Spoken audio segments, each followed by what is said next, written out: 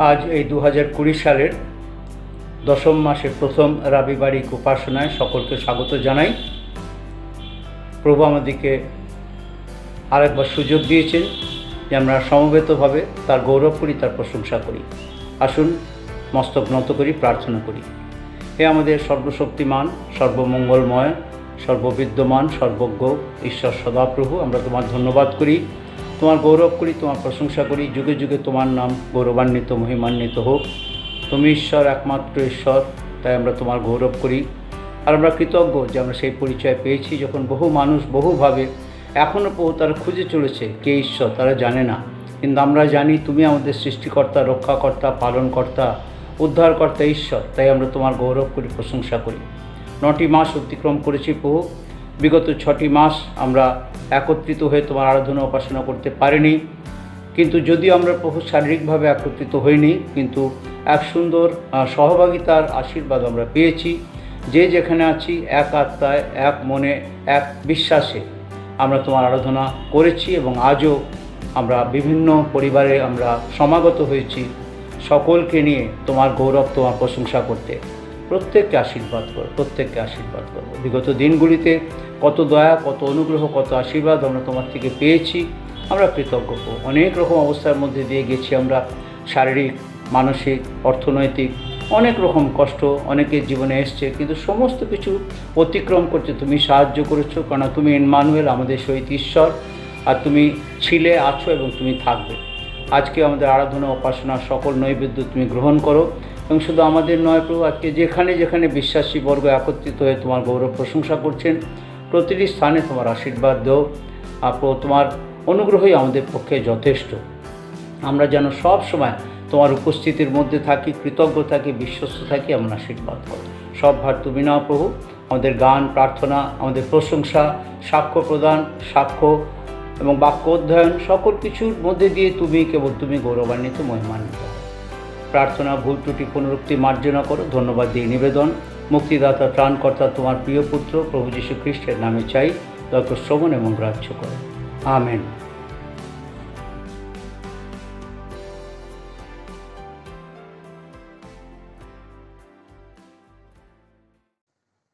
গীত সংগীতা তার 85 অধ্যায় 6 এবং 7 পদে লেখা আছে, তুমি কি আবার আমাদিগকে সঞ্জীবিত করিবে না, যেন তোমার প্রজাগণ তোমাতে আনন্দ করে।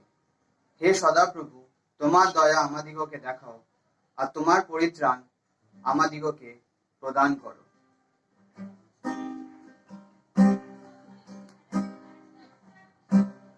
তুমি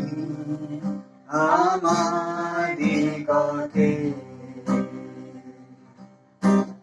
সঞ্জীবিত করো, তুমি আমাদিগকে সঞ্জীবিত করো। আমরা তোমার নাম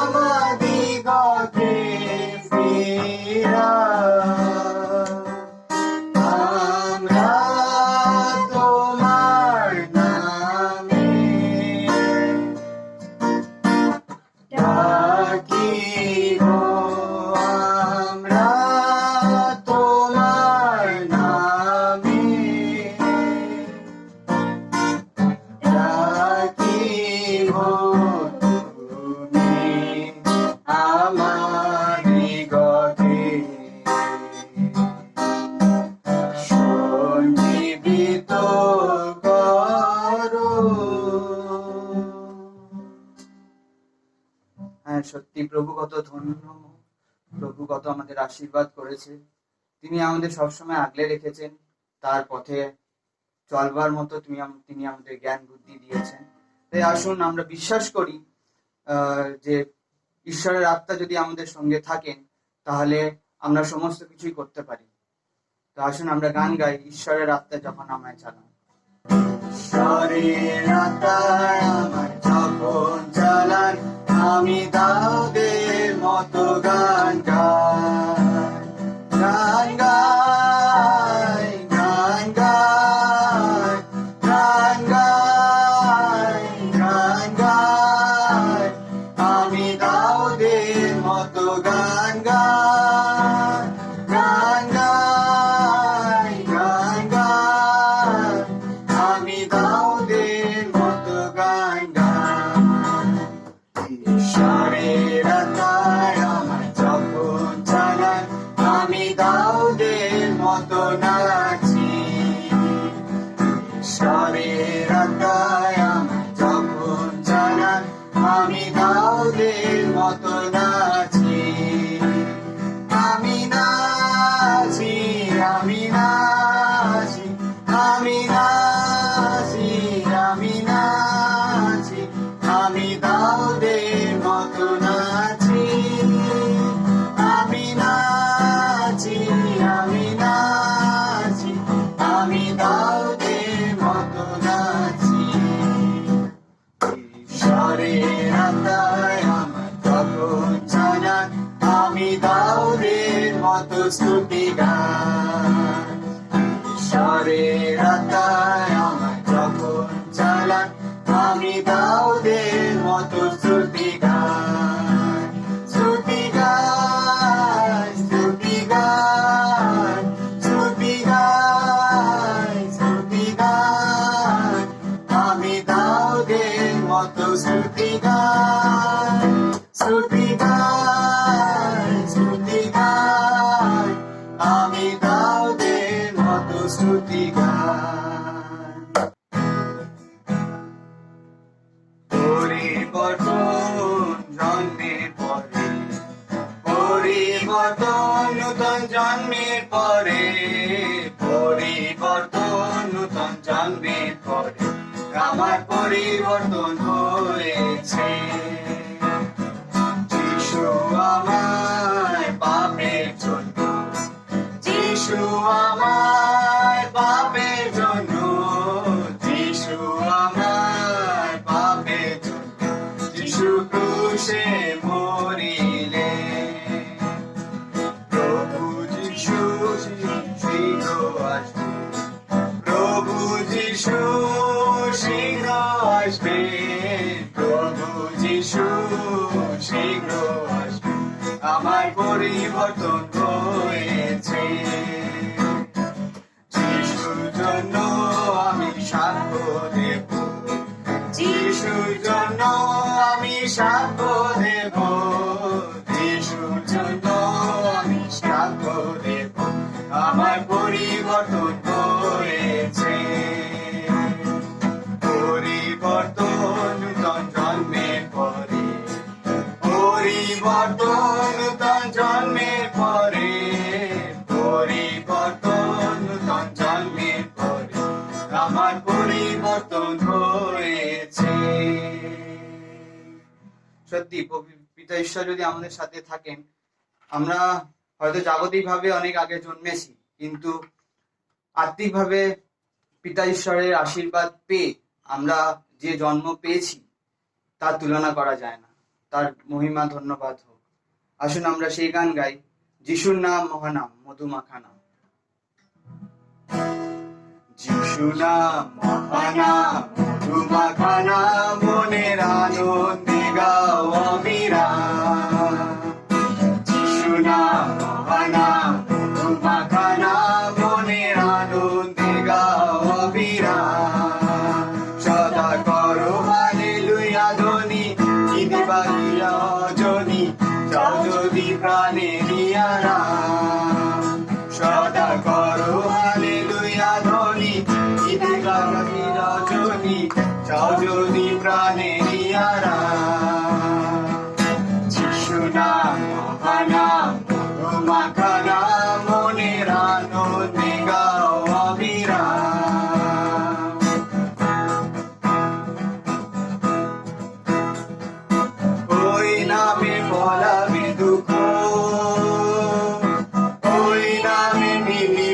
মুখ, ওই নামে বলাবে দুঃখ,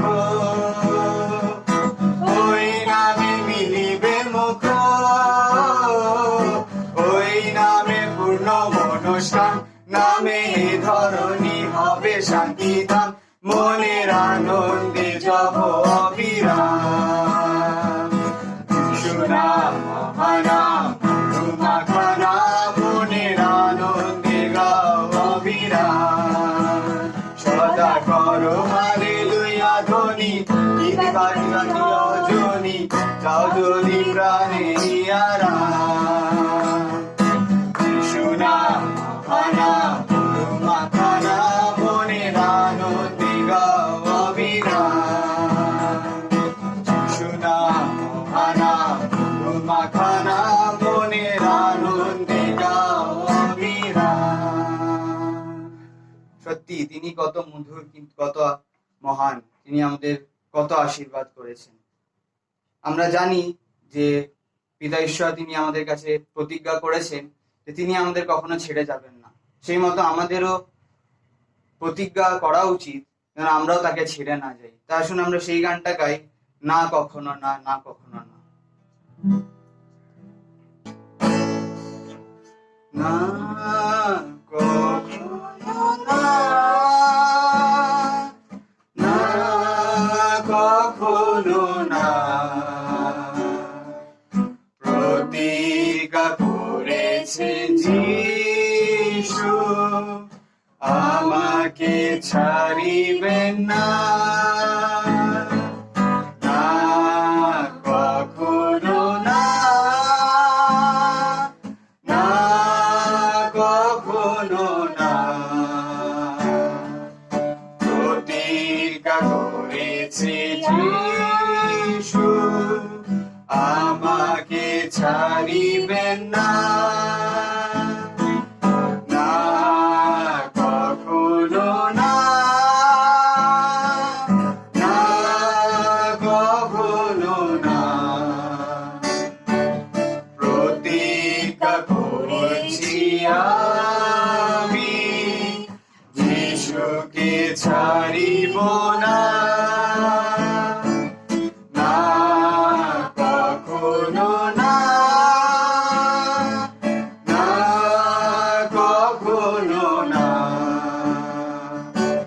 প্রতিজ্ঞা করছি আমি যিশুকে ছাড়িব না। প্রতিজ্ঞা করেছি আমি যিশুকে ছাড়িব না। প্রতিজ্ঞা করেছি আমি যিশুকে ছাড়িব না।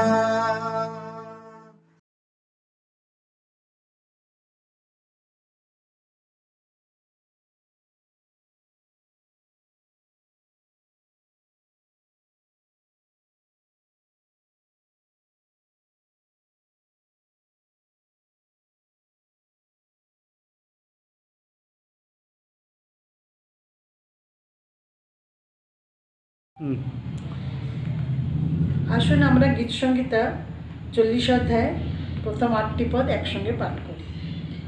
আমি ধৈর্য সহ সদাপ্রভু অপেক্ষা করিতেছিলাম, তিনি আমার প্রতি মনোযোগ করিয়া আমার আর্তনাদ শুনিলেন। তিনি বিনাশের গর্ত হইতে, পঙ্কময় ভূমি হইতে আমাকে তুলিলেন। তিনি শৈলের উপরে আমার চরণ রাখিলেন, আমার পাদসঞ্চার দৃঢ় করিলেন। তিনি আমার মুখে নূতন গীত, আমাদের ঈশ্বরের স্তব দিলেন। অনেকে ইহা দেখিবে, ভীত হইবে ও সদাপ্রভুতে বিশ্বাস করিবে। ধন্য সেই জন যে সদাপ্রভুতে আপন বিশ্বাস ভূমি করে এবং তাহাদের দিকে না ফিরে, যাহারা অহংকারী ও মিথ্যা পথে ভ্রমণ করে। সদাপ্রভু আমার ঈশ্বর, তুমি বাহুল্য রূপে সাধন করিয়াছ। আমাদের পক্ষে তোমার আশ্চর্য কার্য সকল ও তোমার সংকল্প সকল। তোমার তুল্য কেহ নাই। আমি সে সকল বলিতাম ও বর্ণনা করিতাম, কিন্তু সে সকল গণনা করা যায় না। বলিদানে ও নৈবেদ্যে তুমি প্রীত নহ। তুমি আমার কর্ণযুগল ছিদ্রিত করিয়াছ। তুমি হোম ও পাপের নিমিত্ত বলিদান চাও নাই। তখন আমি কহিলাম, দেখো, আমি আসিয়াছি, গ্রন্থখানিতে আমার বিষয় লিখিত আছে। হে আমার ঈশ্বর, তোমার অভীষ্ট সাধনে আমি প্রীত, আর তোমার ব্যবস্থা আমার অন্তরে আছে। আমেন।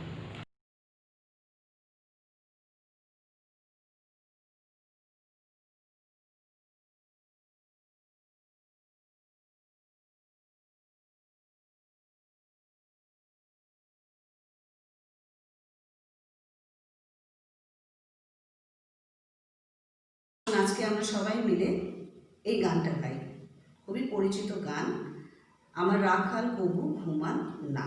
আসুন আমরা সবাই মিলে এই গানটা গাই।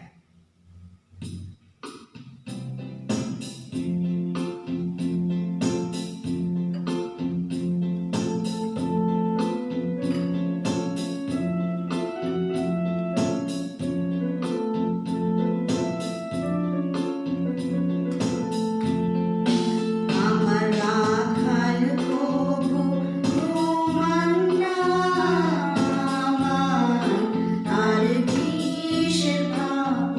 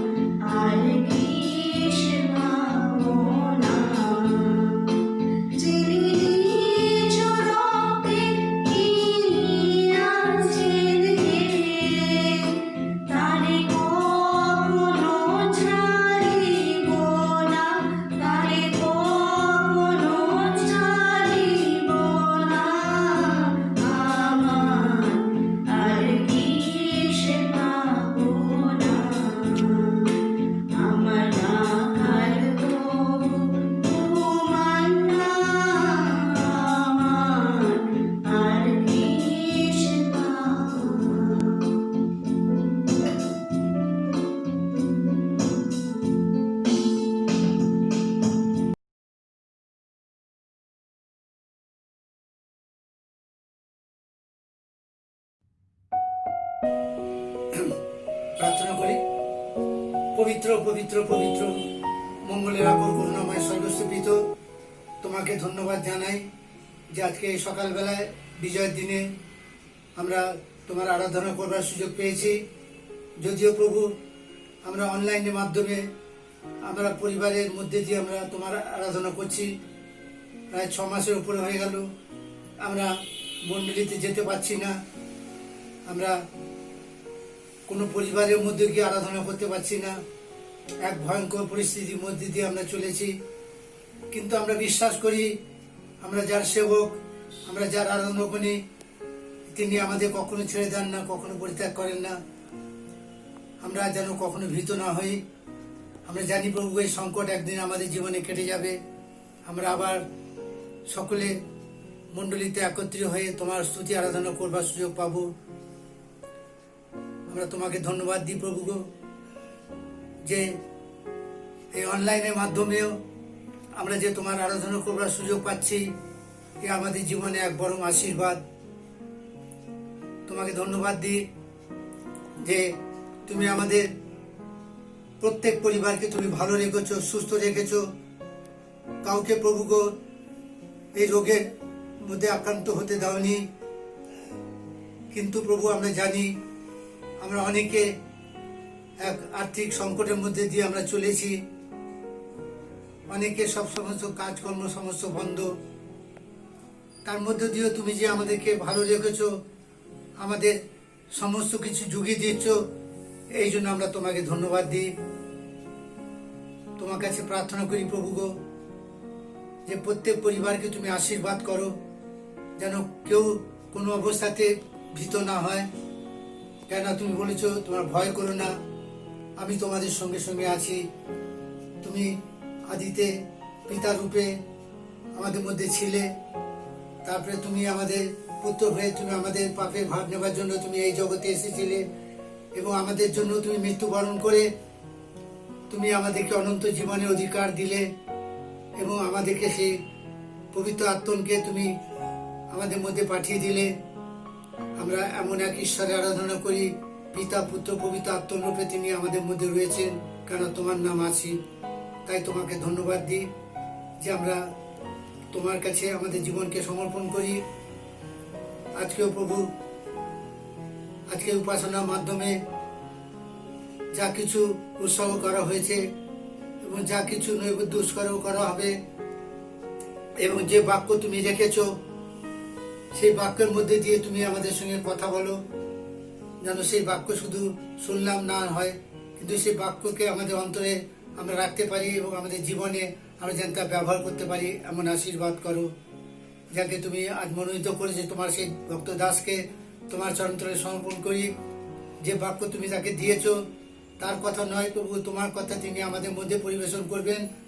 আমরা আমাদের পাথরের জীবনে আমরা যেন তা ব্যবহার করতে পারি, সেইভাবে তুমি আমাদের প্রত্যেককে আশীর্বাদ করো। এর সঙ্গে আমরা প্রার্থনা করি প্রভু গো, আমাদের অনেকে অসুস্থ পীড়িত অবস্থার মধ্যে ছিল এবং আস্তে আস্তে তারা সুস্থ হচ্ছেন। যেমন আমাদের উমা প্রভু 2 বার তার অপারেশন হয়েছিল এবং মানসিকভাবে সে দুর্বল হয়ে পড়েছিল। আমাদের বিশ্বাস প্রভু সে আস্তে আস্তে সুস্থ হচ্ছে। তুমি আশীর্বাদ করো যে সে সম্পূর্ণরূপে সুস্থ হয়ে আবার সুন্দরভাবে আমাদের সঙ্গে সহযোগিতা করতে পারে। বিতিকার জন্য প্রার্থনা করি প্রভু গো, তারও পায়ের অপারেশন হয়েছিল, তারপরে প্রভু গো ইউরিনে ইনফেকশন হয়েছিল, এর মধ্যে সমস্ত চিকিৎসা হয়েছে, আস্তে আস্তে সেও সুস্থ হচ্ছে, তাকেও তুমি আশীর্বাদ করো। অরুণা সেও প্রভু অসুস্থ ছিল, তাকেও তুমি স্পর্শ করো, আশীর্বাদ করো, সে যেন সুস্থ হয়ে তোমার গৌরব করতে পারে। এই সময় আমরা বিশেষ প্রার্থনা করি প্রভু ভাই চন্দনের জন্য। সে প্রভু তার হার্নিয়া কষ্টের তাকে মধ্যে অনেক কষ্টের মধ্যে আছে, ডাক্তাররা অপারেশন করবার জন্য অনুমতি দিয়েছে প্রভু। কোথায় সে করবে, কিভাবে করবে, তুমি তাকে বুদ্ধি দাও, সেখানে যেন ভয় না পায় প্রভু, যেন যেখানে তুমি তার জন্য মনোনীত করেছো সেখানে গিয়ে যেন সুন্দরভাবে তার যেন চিকিৎসা হয় এবং অপারেশন করতে পারে এবং সুস্থ হয়ে যেন আমাদের মধ্যে ফিরে আসতে পারে, সেইভাবে তুমি তাকে আশীর্বাদ করো। সেই সঙ্গে পরিবারের সকলকে তোমার চরিত্র সমর্পণ করি, প্রত্যেককে আশীর্বাদ করো।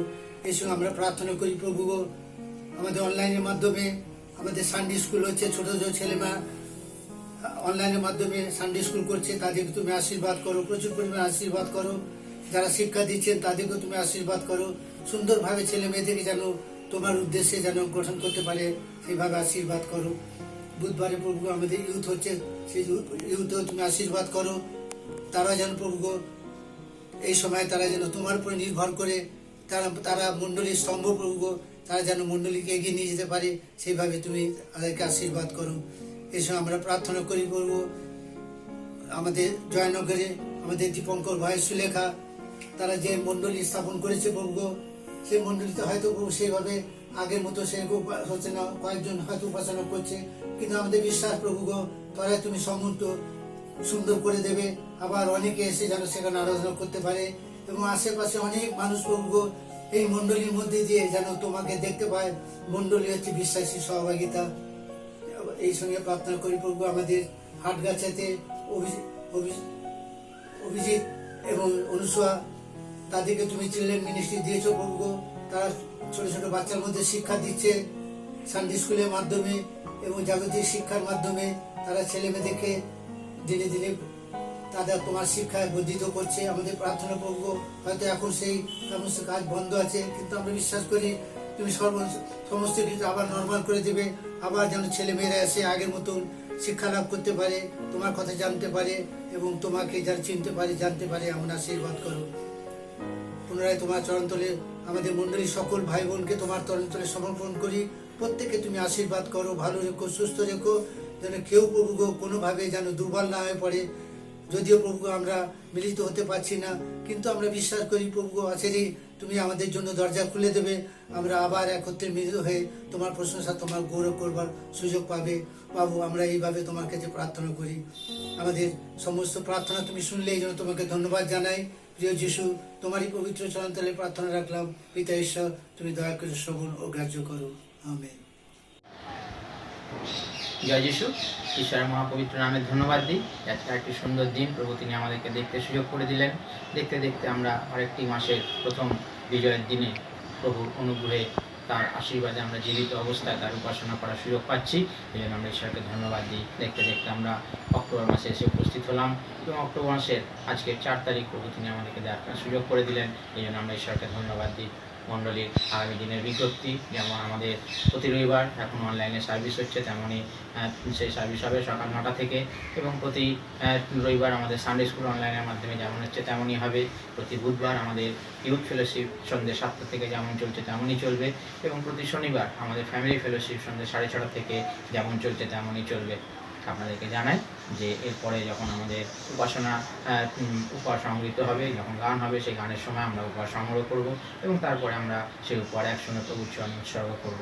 এর আগেও আপনাদেরকে জানিয়েছি আজকের মাসের প্রথম রবিবার আমরা উপাসনার পরে আমাদের সেই প্রভুর ভোজ অনুষ্ঠানে আমরা মিলিত হব। পালক মহাশয় সেই অনুষ্ঠান তিনি সম্পাদন করবেন। আমরা নিশ্চয়ই প্রস্তুত রয়েছি, আমরা সেই অনুষ্ঠানে আমরা যোগ দেব। ঈশ্বরকে ধন্যবাদ দিই যে প্রভুর অনুগ্রহে আমাদের এই কলিঙ্গ ব্যাপটিস্ট মণ্ডলীর পরিবার সুন্দরভাবে এগিয়ে চলেছে। বিগত সোমবার দিনে 28 তারিখে আমাদের জ্যাসন জেমসের জন্মদিন ছিল, এবং সে ছোট শিশু প্রভু তাকে অনেক আশীর্বাদ করুন, সে সুন্দরভাবে বড় হয়ে উঠতে পারে এবং প্রভুর আশীর্বাদের দিন প্রতিদিন যেন এগিয়ে চলতে পারে। জন্য তার জন্য তার পরিবারের জন্য আমরা প্রার্থনা করব। বিশেষ করে আপনাদেরকে জানাই আগামী 6 তারিখে 6 অক্টোবর আমাদের মিসেস চন্দ্রিমা অধিকারী মণ্ডলের জন্মদিন রয়েছে। প্রভু তাকে বিশেষ আশীর্বাদ করুন, দীর্ঘ পরমায় দিন যেন সেও সুন্দরভাবে প্রভুর উদ্দেশ্যে এগিয়ে যেতে পারে এবং সকল বিষয়ে প্রভু তাকে সাহায্য করেন, এবং তার জন্য আমরা প্রার্থনা করব। আপনাদেরকে এর আগেও জানিয়েছি যে TWR তারা আগামী নভেম্বর মাসে একটি বাইবেল কুইজের আয়োজন করেছে। নিশ্চয়ই সকলে প্রস্তুত হচ্ছেন। সেই কুইজ কম্পিটিশান চলবে, পরে বিস্তারিত পালক মহাশয়ের কাছে জেনে নেবেন এবং সুন্দরভাবে সেই অনুষ্ঠানে সেই কুইজ কম্পিটিশানে যোগ দিয়ে প্রভুর আশীর্বাদ লাভ করবেন। ধন্যবাদ।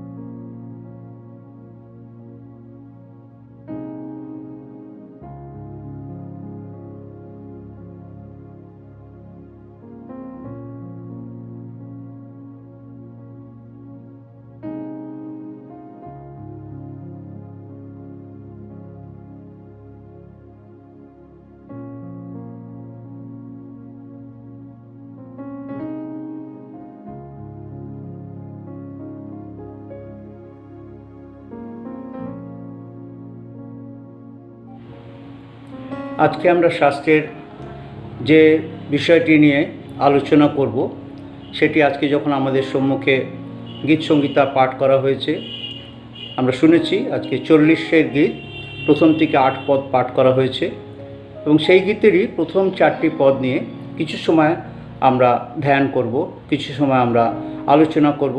কারণ ঈশ্বরের বাক্য আমাদের ধ্যানের বিষয়, ঈশ্বরের বাক্য আমাদের জীবন খাদ্য। তাই ঈশ্বরের বাক্যের বিষয়ে জানতে যেন আমরা আগ্রহী হই। তাই আজও সকালবেলা যখন আমরা এই উপাসনায় মিলিত হয়েছি, তার প্রশংসা করেছি, তার কাছে আমাদের অন্তরের ধন্যবাদ, কৃতজ্ঞতা, প্রার্থনা নিবেদন করেছি। আসুন এই সময় আমরা তার বাক্যের দিকে মনোযোগী হই, প্রার্থনা করি। হে আমাদের পরম মঙ্গলময় পিতা ঈশ্বর, বাক্যরূপী ঈশ্বর, তোমার বাক্য দ্বারা আমাদের সঙ্গে কথা বলে চলেছ। আজও প্রভু এই সময় আমরা তোমার কাছে নত হয়েছি, তুমি তোমার বাক্য দ্বারা আমাদের সঙ্গে কথা বলো, তোমার ইচ্ছা জানতে দাও প্রভু। আমি তোমার মূর্খ অজ্ঞ দাস নিজেকে তোমার কাছে সমর্পণ করি প্রভু। তোমার দয়ানুসারে আমার প্রতি কৃপা করো, তুমি যা কিছু বলতে চাও বলো প্রভু, যেন আমরা শুনি, আমিও শুনি এবং সেই মতো জীবনে চলি। সব ভার তোমার হাতে দিলাম, তোমার রক্তের বেড়ার মধ্যে রাখো, তোমার ক্রুশের আড়ালে রাখো, তোমার গৌরবার্থে ব্যবহার করো। ধন্যবাদ দিয়ে প্রার্থনা তোমার যিশু নামে চাই, আমেন।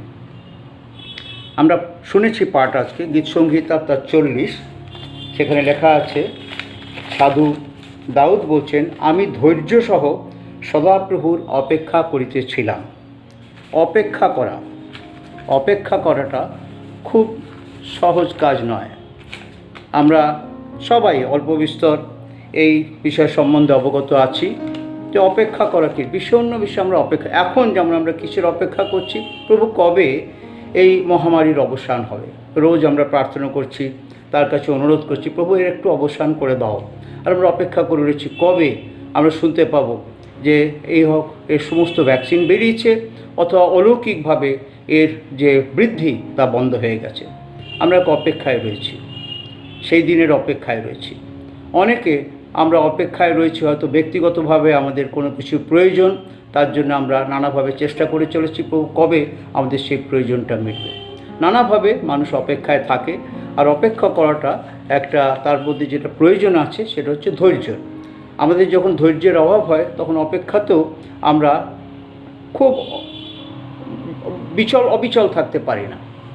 যখন আমরা ধৈর্যের কথা পাঠ করি, তখন আমরা যখন দাউদের এই গীতকে পড়ছিলাম, তিনি বলছেন, আমি ধৈর্যসহ সদাপ্রভুর অপেক্ষা করিতেছিলাম। যখন দাউদের অন্যান্য গীত আমরা পড়ি, সেখানেও দেখতে চাই বারবার তিনি অপেক্ষার কথা বলেছেন। আমি যখন পাঠ করছি, আপনি ঘরেও আপনার বাইবেল খুলে দেখতে পারেন। গীত সংহিতা তার 62 অধ্যায় 5 পদে লেখা আছে, এটা অবশ্যই দাউদের না, হে আমার প্রাণ নীরবে ঈশ্বরেরই অপেক্ষা করো, কেননা তাহা হইতেই আমার প্রত্যাশা। গীতরচক বলছেন, হে আমার প্রাণ নীরবে ঈশ্বরেরই অপেক্ষা করো। কিসের অপেক্ষা? আমাদের অনেক রকম অপেক্ষা থাকে। আমরা কোনো মানুষের অপেক্ষা করি, কবে উনি আসবেন, তিনি আমার জন্য হয়তো কিছু একটা নিয়ে আসছেন, বা তার কাছে কোনো সংবাদের অপেক্ষা করে রয়েছি, কোনো বস্তুর অপেক্ষা করে আছি। অনেকে হয়তো কেউ তাকে বলছে, আপনাকে এটা আমরা মেল করেছি, আপনার কাছে কোরিয়ারে পাঠিয়েছি, আমরা কোরিয়ারে অপেক্ষা করতে থাকি, কখন সেটা কোরিয়ার আমার বাড়িতে আসবে। দরজায় কড়া নাড়লেই ছুটে যায়, হয়তো সে এসছে জিনিসটা দেওয়ার জন্য। কিন্তু এখানে গীতরচক বলছে, না কোরিয়ার না, কোনো মেল না, কিন্তু আমরা কার অপেক্ষা করব? আমার প্রাণ নীরবে ঈশ্বরেরই অপেক্ষা করো, কেননা তাহা হইতে আমার প্রত্যাশা। হ্যাঁ প্রিয়জন, আমরা যখন বাস্তবিকই আমাদের ঈশ্বরের কাছে আমাদের প্রার্থনা নিয়ে আসি, ঈশ্বরের কাছে আমাদের নিবেদন নিয়ে আসি, তখন আমরা যেন তারই অপেক্ষায় থাকি। প্রভু তোমাকে আমাদের মনের কথা জানিয়েছি, এখন তোমার উত্তরের অপেক্ষায়। তুমি কখন আমাদের সেই কথার উত্তর দেবে? আমরা কিভাবে তোমার কাছ থেকে জানতে পারবো যে তুমি আমাদের কথা শুনলে কি শুনলে না? গীত সংহিতা 25 অধ্যায় 5 পদে দাউদ বলছেন, তোমার সত্যে আমাকে চালাও, আমাকে শিক্ষা দাও, কেননা তুমি আমার ত্রাণেশ্বর, আমি সমস্ত দিন তোমার অপেক্ষায় থাকি। ঈশ্বরের মনের মতো মানুষ দাউদ, আর তিনি বলছেন, আমাকে শিক্ষা দাও, আমাকে চালাও, কারণ তুমি আমার ত্রাণেশ্বর, আমি সমস্ত দিন তোমার অপেক্ষায় আছি। আবার যদি 27 গীত তার 14 পদে দেখেন, সেখানে তিনি আবার বলছেন, সদাপ্রভুর অপেক্ষায় থাকো, সাহস করো, তোমার অন্তঃকরণ সবল হোক। হ্যাঁ, সদাপ্রভুরই অপেক্ষায় থাকো। বারবার আমরা দেখতে পাচ্ছি গীতরচক বলছে নীরবে ঈশ্বরেই অপেক্ষা করো। দাউদ এখানে 27 গীত তার 14 পদে বলছেন তোমার অন্তঃকরণ সবলোক হাঁ সদা প্রভুরই অপেক্ষায় থাকো। 37 গীতের তার 7 পদে দাউদ বলছেন সদাপ্রভুর নিকটে নীরব হও, তাহার অপেক্ষায় থাকো। যে আপন পথে কৃতকার্য হয় তাহার বিষয়, যে ব্যক্তি কুসংকল্প করে তাহার বিষয়ে রুষ্ট হইও না, কিন্তু তুমি সদাপ্রভুর অপেক্ষায় থাকো। অপেক্ষা করতে করতে যখন আমরা অধৈর্য হয়ে যাই তখন অনেক সময় আমরা অন্যান্য বিভিন্ন ব্যাপারে রুষ্ট হয়ে পড়ি। কিন্তু দাউদ তার অভিজ্ঞতা থেকে বলছে যে আপন পথে কৃতকার্য হয় তাহার বিষয়ে, যে ব্যক্তি কুসংকল্প করে তার ভালো হোক খারাপ সে বিষয়ে তোমার চিন্তা করার দরকার নেই। তুমি যদি প্রভুর কাছে তোমার নিবেদন করেছো তাহলে প্রভুতেই অপেক্ষা করো। 37 গীত তার 34 পদে বলছেন সদাপ্রভুর অপেক্ষায় থাকো, তাহার পথে চলো, তাহাতে তিনি তোমাকে দেশের অধিকার ভোগের জন্য উন্নত করিবেন। দুষ্টের উচ্ছেদ হইলে তুমি তাহা দেখিতে পাইবে। তুমি যদি তার অপেক্ষায় থাকো তাহলে তুমি দেশের অধিকার পাবে। 52 অধ্যায় গীতসংহিতা 52 তার 9 পদে শেষাংশে লেখা আছে আমি তোমার সাধুগণের সম্মুখে তোমার নামের অপেক্ষা করিব, কেননা তাহা উত্তম। বারবার আমরা দেখতে পাচ্ছি তিনি এখানে বলছেন আমি অপেক্ষা করব, তোমারই অপেক্ষা করব, ঈশ্বর তোমার কাছেই আমি ওয়েট করে থাকবো, কেননা সেটাই সবচেয়ে ভালো, সেটা উত্তম।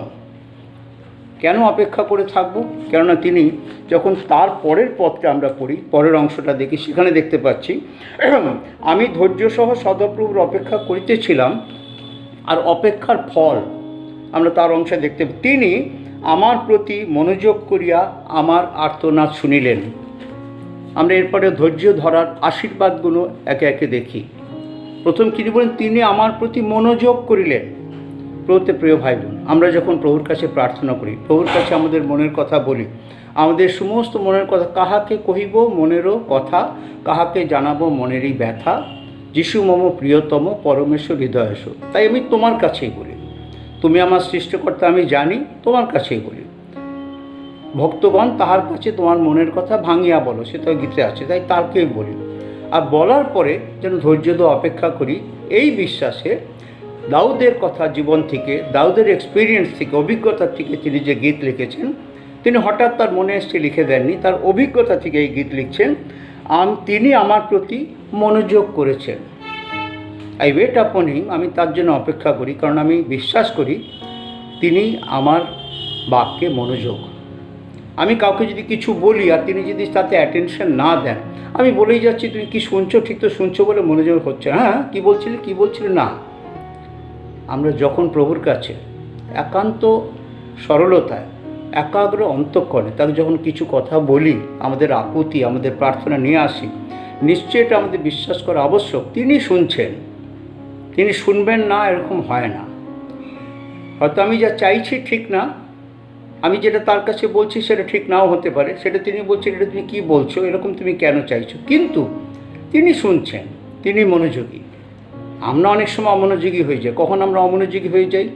বাক্য শুনতে শুনতে অমনোযোগী হয়ে যাই, বাইবেল পড়তে পড়তে অমনোযোগী হয়ে যাই। অনেক সময় আমরা বাইবেল পড়ে যাই, হয়তো আজকের দিনে একটা অধ্যায় পড়বো বলে মনে স্থির করেছি, একটা অধ্যায় পড়ে যাই, কিন্তু পড়ে কিছুক্ষণ পরেই আমার মনে রাখতে পারি না। কেন মনে রাখতে পারি না? কারণ মনোযোগ সহকারে পড়ি না, রুটিন মতো পড়ে গেছি, আজকে পড়তে হবে পড়ে গেছি। আজকে অক্টোবরের 4 তারিখ, অত সকালবেলা উঠে হিতোপদেশের 4 অধ্যায়টা আমি পড়ে ফেলেছি, কিন্তু হিতোপদেশের 4 অধ্যায় কী পড়েছি, কোন পদটা আমাকে বিশেষভাবে নাড়া দিয়েছে, আর কি তার মধ্যে ঈশ্বর আমার সঙ্গে কথা বলেছেন, সব হয়তো আমরা এখনই বলতে পারছি না। কেন বলতে পারছি না? কারণ আমি মনোযোগ দিয়ে পড়িনি, মনোযোগ দিয়ে শুনিনি। যখনই আমরা বাক্য পড়ি, বারবার বলে থাকি, আমি যখন কথা বলি, যখন ঈশ্বরের সঙ্গে কথা বলি, এই আশায় কথা বলি যে ঈশ্বর কথা শুনছেন, আর নিশ্চয়ই তিনি মনোযোগী শুনছেন। তেমনি যখন ঈশ্বরের বাক্য আমি পড়ি, তখন এটা আমাকেও নিশ্চয়ই জানতে হবে আমি যেন মনোযোগ দিই, তিনি কথা বলছেন, তিনি আমার সঙ্গে কথা বলছেন। আমি তার রব কানে শুনতে পাচ্ছি না, কিন্তু চোখ দিয়ে যখন বাক্য পড়ছি আমি বুঝতে পারছি তিনি আমার কাছে কিছু কথা বলছেন, নির্দেশ দিচ্ছেন। আমি কি মনোযোগী? তিনি যদি আমার প্রতি মনোযোগী হন, তাহলে আমার কি উচিত মনোযোগ দেওয়া না? হয়তো অনেক সময় সেই মনোযোগ আমরা দিই না বলে তিনি দুঃখ পান, অনেক সময় আমাদের কথার উত্তর পেতে আমাদের দেরি হয়। প্রভুতে প্রিয় ভাই বোন, যখন আমরা তার কাছে আমাদের মনের কথা বলি, আমরা যেন ধৈর্য ধরে অপেক্ষা করি, এই বিশ্বাসে তিনি মনোযোগী, আমাদের বাক্যের প্রতি, আমাদের প্রার্থনার প্রতি তিনি মনোযোগ দেন। এবং তারপরে বলছেন, তিনি মনোযোগ করিয়া আমার আর্তনাদ শুনিলেন। তিনি শুধু মনোযোগ দেন না, তিনি শোনেন। তিনি মনোযোগ দেন এবং তার কান খোলা রাখেন। তিনি বলছেন, আইসো আমরা উত্তর প্রত্যুত্তর করি। এটা তার কথা, বাক্যে লেখা আছে, আইসো আমরা উত্তর প্রত্যুত্তর করি। উত্তর এবং প্রত্যুত্তর, আমি কথা বলবো, তিনিও কথা বলবেন, কারণ তিনি শোনেন। যখন আমরা যাত্রা পুস্তকে দেখি, যখন মিশরে সেই বন্দি দশার মধ্যে সেই তার ইসরায়েল জাতি আছে, আর তিনি বলছেন, আমি তাদের ক্রন্দন শুনিয়াছি, আমি দেখিয়াছি, আমি তাই নেমে এসেছি। তিনি শ্রবণকারী ঈশ্বর। হাগার তার সেই ইসমাইলকে নিয়ে পথের ধারে, সেখানে তিনি তার কান্না শুনেছেন। বহু বিষয় তিনি শুনতে। হান্না শমূয়েলের মা, তখনও তিনি শমূয়েলের মা হননি। যখন তার স্বামীর সঙ্গে তিনি যেতেন বারবার, যদি আপনি প্রথম শমূয়েল সেই জায়গায় দেখবেন, বছর বছর, একদিন দুদিন না, আমরা একটু আগে আমরা অপেক্ষার কথা বলছিলাম, যখন আমরা অপেক্ষার কথা চিন্তা করি, বাইবেলেও এরকম মানুষদের দেখতে পাই, শুধু দাউদ না, যারা জীবনে অনেক অপেক্ষা করেছেন। এমনই একজন মানুষ ছিলেন হান্না। তিনি অপেক্ষা করছেন। কিসের অপেক্ষায় ছিলেন? তার সন্তান ছিল না, তার তিনি অপেক্ষা করছিলেন।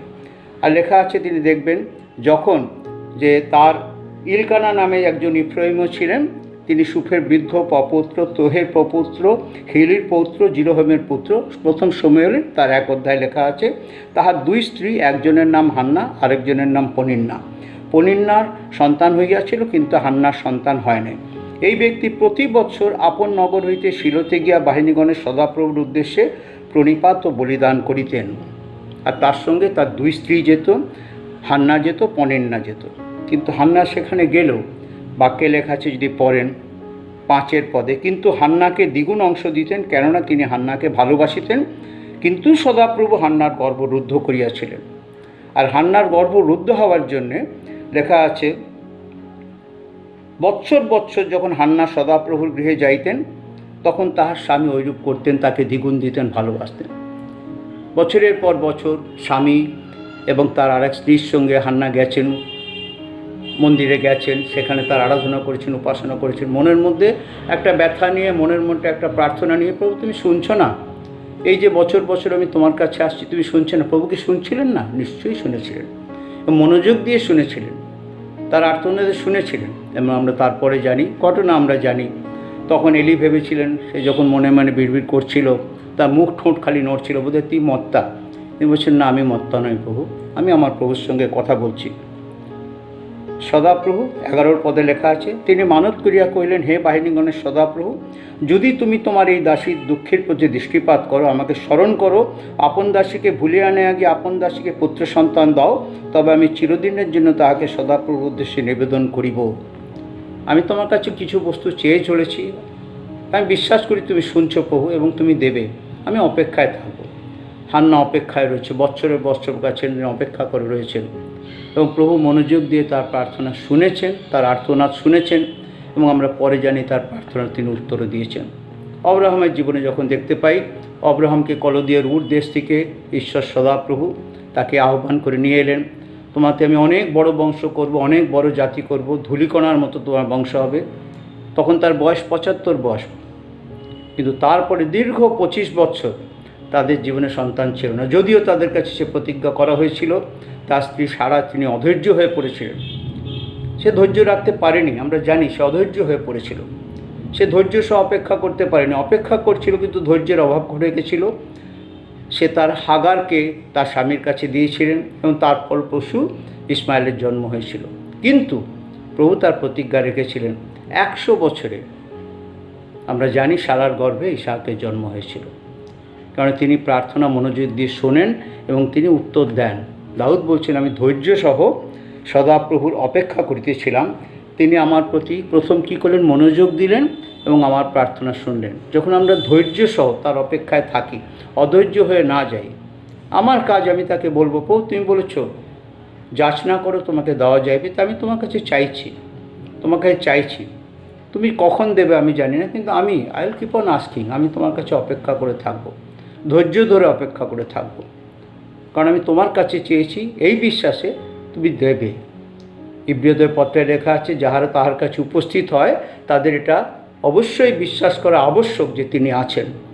দাউদ জানতেন যে ঈশ্বর তাকে সিংহের হাত থেকে, ভালুকের হাত থেকে রক্ষা করেছেন, যে ঈশ্বর তাকে গলিয়াতকে সম্পূর্ণরূপে পরাস্ত করে হত্যা করতে, শেষ করে দিতে সাহায্য করেছেন, যে ঈশ্বর তাকে বিভিন্ন উপায়ে বারবার ছোটোবেলা থেকে সাহায্য করেছেন, সেই ঈশ্বর তার প্রার্থনা শুনছেন এবং তিনি তার সময় উত্তর দেবেন। খালি প্রয়োজন হচ্ছে আমি ধৈর্য ধরে অপেক্ষা করে থাকব। আর তিনি তার ফল পেলেন। তাই তিনি বললেন, আমার প্রতি মনোযোগ করিয়া তিনি আমার আর্তনাদ শুনিলেন। আমার প্রার্থনা তিনি শুনেছেন এবং শোনার পর তারপরে আমরা কি লিখছি, তারপরে তিনি বিনাশের গর্ত হইতে, পঙ্কময় ভূমি হইতে আমাকে তুলিলেন। প্রভুতে প্রিয় ভাই বোন, দাউদ যখন এই প্রার্থনা করছে বিনাশের গর্ত থেকে, পিঠ, ইংলিশে লিখছে পিঠ থেকে, সেই গর্ত থেকে তাকে তুললেন। সেটা কীরকম গর্ত, কোথায় তিনি পড়েছিলেন? তার জীবনে অনেক শত্রু ছিল। শৌল তার শত্রু ছিল, অবসলম তার শত্রু ছিল। তিনি যখন গাতে গেছেন সেখানে তার শত্রু ছিল। বারবার তিনি এরকম গর্তের মধ্যে পড়ে গেছেন। এবং শুধু কি এই রকম শত্রুর গর্ত না, আরও গর্তে তিনি পড়েছেন। তিনি যখন পাপ করেছিলেন, বৎসেবার সঙ্গে ব্যভিচার করেছিলেন, তখন তিনি এক পাপের গর্তের মধ্যে পড়ে গেছিলেন, যেখান থেকে তিনি আর্তনাদ করেছিলেন, আমার পাপ সতত আমার সম্মুখে আছে, তোমার বিরুদ্ধে, কেবল তোমার বিরুদ্ধে আমি পাপ করিয়াছি। প্রত্যেক প্রিয় ভাই বোন, আমরা প্রত্যেকে আমাদের চলার পথে, আমাদের জীবনযাত্রায় অনেক রকম গর্তের মধ্যে আমরা পড়ে যাই। সেটা হতে পারে বিফলতার গর্ত, অনেক হয়তো কিছু আমরা করে চলেছি, সেখানে সফলতা নেই, অনেক চেষ্টা করছি, সফলতা নেই। দীর্ঘদিন ধরে হয়তো অবসাদ আমাদের ঘিরে ধরেছে, কোনোভাবেই আমরা যেটা চাইছি সেটা আমরা পাচ্ছি না, প্রচেষ্টার অন্ত নেই, প্রচেষ্টা করে চলেছি, সর্বতভাবে প্রচেষ্টা, কিন্তু সফলতা নেই।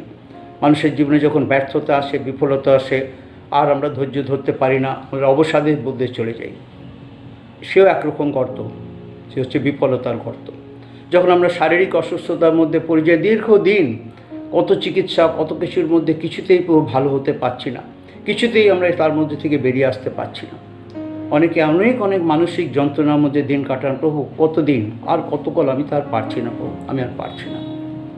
অনেকে এমন কিছু পাপের মধ্যে গর্তে পড়ে যান, সে বুঝতে পারছেন এটা আমি ঠিক করছি না, হয়তো সেটা হতে পারে এমন কিছু যেটা তার পক্ষে বর্জনীয়, কিন্তু সে বর্জন করতে পারছেন না।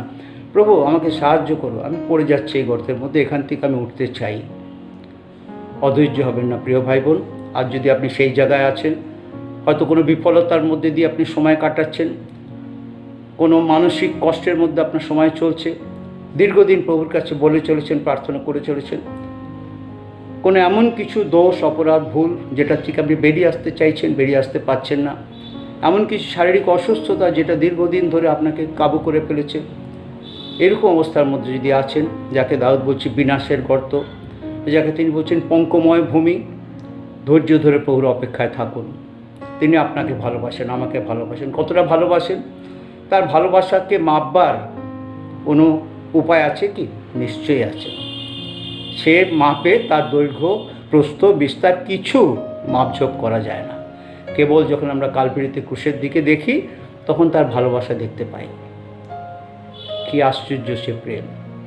যখন আমি নিজেকে দেখি আর ক্রুশের উপরে আমার প্রভুকে দেখি, প্রভু আমি কে যে তুমি আমার জন্য এত ভালোবেসেছ? যিনি নিজ পুত্রের প্রতি মমতা করলেন না, পিতা ঈশ্বর আমাকে আপনাকে ভালোবেসে ঈশ্বর জগৎকে এমন প্রেম করিলেন যে আপনার একজাত পুত্রকে দান করিলেন। পুত্র প্রভু যীশু বললেন, গ্রন্থখানিতে আমার বিষয়ে লেখা আছে, দেখো আমি আসিয়াছি। কেন তিনি এসেছিলেন? বিনাশের গর্ত থেকে, পঙ্কময় ভর্তি থেকে যেন আমাকে তোলেন, পাপের অন্ধকারের মধ্যে থেকে যেন আমাকে আলোতে নিয়ে আসেন। জীবন আমার পাপের অন্ধকারে ভর্তি ছিল, যখন আমি পাপী ছিলাম, পাপের আঁধারে ডুবেছিলাম, তখনও তিনি আমার তরে প্রাণ দিলেন ক্রুশ পরে। বিশ্ব মাঝে এমন প্রেম নাই আর নাই রে। প্রভুতে প্রিয় ভাই বোন, আজ হয়তো আপনি এমন কোনো অবস্থানের মধ্যে আছেন, আপনি জানেন, আপনার প্রভু জানেন, আপনি সেখান থেকে হাহাকার করছেন, প্রভু তুমি আমাকে উদ্ধার করো, আমি এই পঙ্কময় ভূমি থেকে, বিনাশের গর্ত থেকে আমি বেরিয়ে আসতে চাই, তুমি হাত বাড়িয়ে দাও প্রভু। প্রভু হাত বাড়িয়ে দিয়েছেন, স্বর্গ থেকে তিনি নেমে এসেছেন, কালভারির ক্রুশে এসে তিনি আপনার জন্য তার রক্ত সেচন করেছেন। তিনি বলছেন, গ্রন্থখানিতে আমার বিষয় লেখা আছে, দেখো আমি আসিয়াছি। যেদিন শয়তান তোমাকে নষ্ট করেছে, হে আমার সৃষ্ট মানব, আমি সেদিনই প্রতিজ্ঞা করেছিলাম আমি নারীর বংশে আর তোমার বংশে শত্রুতা জন্মাবো। আর তিনি প্রতিজ্ঞা রেখেছেন, হারিয়ে যাওয়া আদমকে মানুষকে উদ্ধার কল্পে তিনি স্বয়ং পুত্ররূপ ধরে জগতে নেমে এসেছেন, যেন তার শ্রেষ্ঠ মানুষ, তার শ্রেষ্ঠ সৃষ্টি যেন বিনাশের গর্তে পঙ্কের ভূমির মধ্যে হারিয়ে না যায়। আর যদি কেউ এমন আমরা আছি, সে বিনাশের গর্তে রয়েছি, পঙ্কময় ভূমির মধ্যে আটকে রয়েছি, আর সেখান থেকে বলছি, প্রভু বাঁচতে চাই, প্রভু বাঁচাও, ধৈর্য ধরে অপেক্ষা করুন। দাউদ সেই অবস্থায় পড়েছিলেন, তিনি প্রার্থনা করেছিলেন, আর তার অভিজ্ঞতায় তিনি বলছেন, তিনি আমার প্রার্থনা শুনেছেন। আমি ধৈর্য সহ সদাপ্রভুর অপেক্ষা করিতেছিলাম, আর তিনি মনোযোগ করিয়া আমার প্রার্থনা শুনিলেন। তিনি এমন ঈশ্বর না যে তিনি শোনেন না, তার কর্ণ এত খাটো নয় যে তিনি শুনিতে পান না, তার হস্ত এমন খাটো নয় যে তিনি আমাদের স্পর্শ করতে পারেন না। প্রার্থনা শ্রবণকারী ঈশ্বর শুধু প্রার্থনা শ্রবণই করেন না, তিনি উত্তর দেন। হান্না, আমি দেখেছি বছরের পর বছর তুমি এসেছো, অনিন্না তোমাকে কতভাবে বিদ্রূপ করেছে। হ্যাঁ, ইলকানা তোমাকে ভালোবেসেছে, আমি তাও দেখেছি, তোমার চোখের জল দেখেছি। কিন্তু ঈশ্বরের সব কিছুর একটা সময় আছে, আর ঠিক সময় তিনি তাকে তার ফল দিয়েছেন। যখন তিনি হান্নাকে প্রস্তুত করেছেন যে হান্না এখন সমুয়েলকে আমাকে দিয়ে দেবে, আর তখন তিনি তার উত্তর দিয়েছেন। ঈশ্বর আমাদের জীবনে অনেক সময় সে পঙ্কময় ভূমিতে বিনাশের গর্তে পড়ে থাকতে দেন, যেন সেখানে থেকে আমরা বুঝতে পারি আমার পিতার বাটিতে কত লোক কত ভালো খাচ্ছে, আমি উঠে তার কাছে যাব। দাউদ সেখানে থেকে প্রার্থনা করেছেন, আমার সরসতা গ্রীষ্মকালের শুষ্কতায় পরিণত হইয়াছে, আমার সমস্ত অস্থি চুরমার হয়ে যাচ্ছে। প্রভু, আমি তোমার বিরুদ্ধে, স্বর্গের বিরুদ্ধে আমি পাপ করেছি। সেই গর্ত থেকে দাউদের সেই প্রার্থনা শুনেছেন, এসব দ্বারা আমাকে মুক্ত পাপ করো, আর তিনি তাকে ক্ষমা করেছেন। যখন সে বলেছে, হ্যাঁ প্রভু, আমাকে ক্ষমা করো। আর যদি প্রিয় ভাই বোন আমরা কেউ সেই বিনাশের গর্তে পঙ্কময় ভূমির মধ্যে পড়ে আছি, আজকে ঈশ্বরের বাক্য তার মনের মতো দাউদ তার জীবনের অভিজ্ঞতা থেকে বলছেন, নিরাশ হয়েও না। ঈশ্বরের বাক্য বলছেন, আমি সদাপ্রভুতে অপেক্ষা করব, কেননা হে আমার প্রাণ, নীরবে ঈশ্বরেরই অপেক্ষা করো, কেননা তাহা হইতেই আমার প্রত্যাশা। আমরা প্রত্যাশাবিহীন মানুষ না, আমরা কোনো হাতে তৈরি দেবতার কাছে আসি না, আমরা কোনো ইট কাঠ পাথরের কাছে আসি না, আমরা এসেছি জীবন্ত ঈশ্বরের কাছে, যিনি প্রার্থনা শ্রবণকারী, উত্তরদানকারী ঈশ্বর। আপনি যেখানে থাকেন, যে অবস্থায় আছেন, যতই গভীরে আছেন, যতই পঙ্কে, যতই পাঁকে আপনি পড়ে গেছেন প্রিয় ভাই বোন, সেখান থেকে তুলে ধরার ঈশ্বর হচ্ছেন আমাদের প্রভু যীশু। তিনি সেখান থেকে তুলে নেওয়ার জন্য তিনি এলেন, স্বর্গ ছেড়ে তিনি এই পৃথিবীতে এলেন, এসে তার হাত বাড়িয়ে দিলেন, তিনি আহ্বান করলেন, হে পরিশ্রান্ত ভারাক্রান্ত লোক সকল, আমার নিকটে এসো। দাউদ বলছেন, আমি ধৈর্য সহ অপেক্ষা করিতেছিলাম। তিনি কি করলেন? মনোযোগ করলেন আমার প্রতি, প্রার্থনার প্রতি। আমার যা তাকে আমি জানালাম, আমার মনের কথা, এবং তিনি আমার আর্তনাদ শুনিলেন। আর তারপরে তিনি বলছেন, তিনি বিনাশের গর্ত হইতে, পঙ্কময় ভূমি হইতে আমাকে তুলিলেন। কোনোটা তিনি বললেন তিনি তুলবেন, আমি জানিয়েছি তিনি করবেন। আজ তিনি বলছেন তিনি তুলিলেন, আর আমি সেখানে নেই, আর আমি বিনাশের গর্তে পঙ্কময় ভূমিতে পড়ে নেই, সেখান থেকে তুলেছেন। দিয়ে দেখা দুঃখের দুর্দিনে তুমি করলে উদ্ধার, এ অধীনে আপন গুণে তুলে বসালে এই কাঙালে তোমার চরণে। তাই না? আনন্দে বন্দি দীনবন্ধু তোমার রাঙা পায়। যখন আমরা পাপে এবং অন্ধকারে মৃত ছিলাম, তখনও তুমি এলে, যেন সেই পঙ্ক থেকে তুলে তুমি আমাদেরকে কুলিনের আসনে বসিয়ে দাও। কেমন আশ্চর্য ঈশ্বর তুমি! আমাকে কি করতে হবে? আমার মনের কথা তাকে বলতে হবে, অকপটে তাকে বলতে হবে, তার কাছে কিছু গোপন করা যায় না। আপনি যে কোন গর্তে পড়ে আছেন, কোন পাঁকে পড়ে রয়েছেন, পাঁকের গন্ধে যে আপনি দুর্গন্ধ হয়ে গেছেন, সেটা আপনি না বললেও ঈশ্বর জানেন, জগৎ না জানলেও ঈশ্বর জানেন। তাই তার কাছে গিয়ে বলতে হবে, আর অপেক্ষা করে থাকতে হবে, নীরবে তার কাছে অপেক্ষা করে থাকুন, নীরবে অপেক্ষা করেছে। এবং তারপরে তিনি কি করছেন? 3 পদে বলছেন, তিনি শৈলের উপর আমার চরণ রাখিলেন। শুধু আমাকে তুললেন না, আমি যেখানে ছিলাম পাঁকে, যেখানে বা ডুবে যাচ্ছে, গর্তের মধ্যে আমি ডুবে যাচ্ছি, ক্রমশ মনে হচ্ছে সিঙ্কিং, আমি ডুবে যাচ্ছি, সেখানে আমি দাঁড়াতে পারছি না। আমাদের অনেকের জীবনে এমন অবস্থায় এসে গেছে, হয়তো এসেছে বা চলছে, যেখানে মনে হচ্ছে আমার স্ট্যাবিলিটি নেই, প্রভু আমি এখানে আর পাচ্ছি না, মনে হচ্ছে যে কোনো সময় আমি হয়তো ডুবে যাব প্রভু। কারণ আমার পায়ের নিচে ভিতটা সোজা নেই, তার বাক্যের উপরে সেই বিশ্বাসের উপর আমার ভিত নেই। যখন সেই প্রভুকে বিশ্বাস করি, সেই বিশ্বাসের উপর আমার জীবনের ভিত আমি গাঁথি, তখন সেই দৃঢ়তা আমি পাই।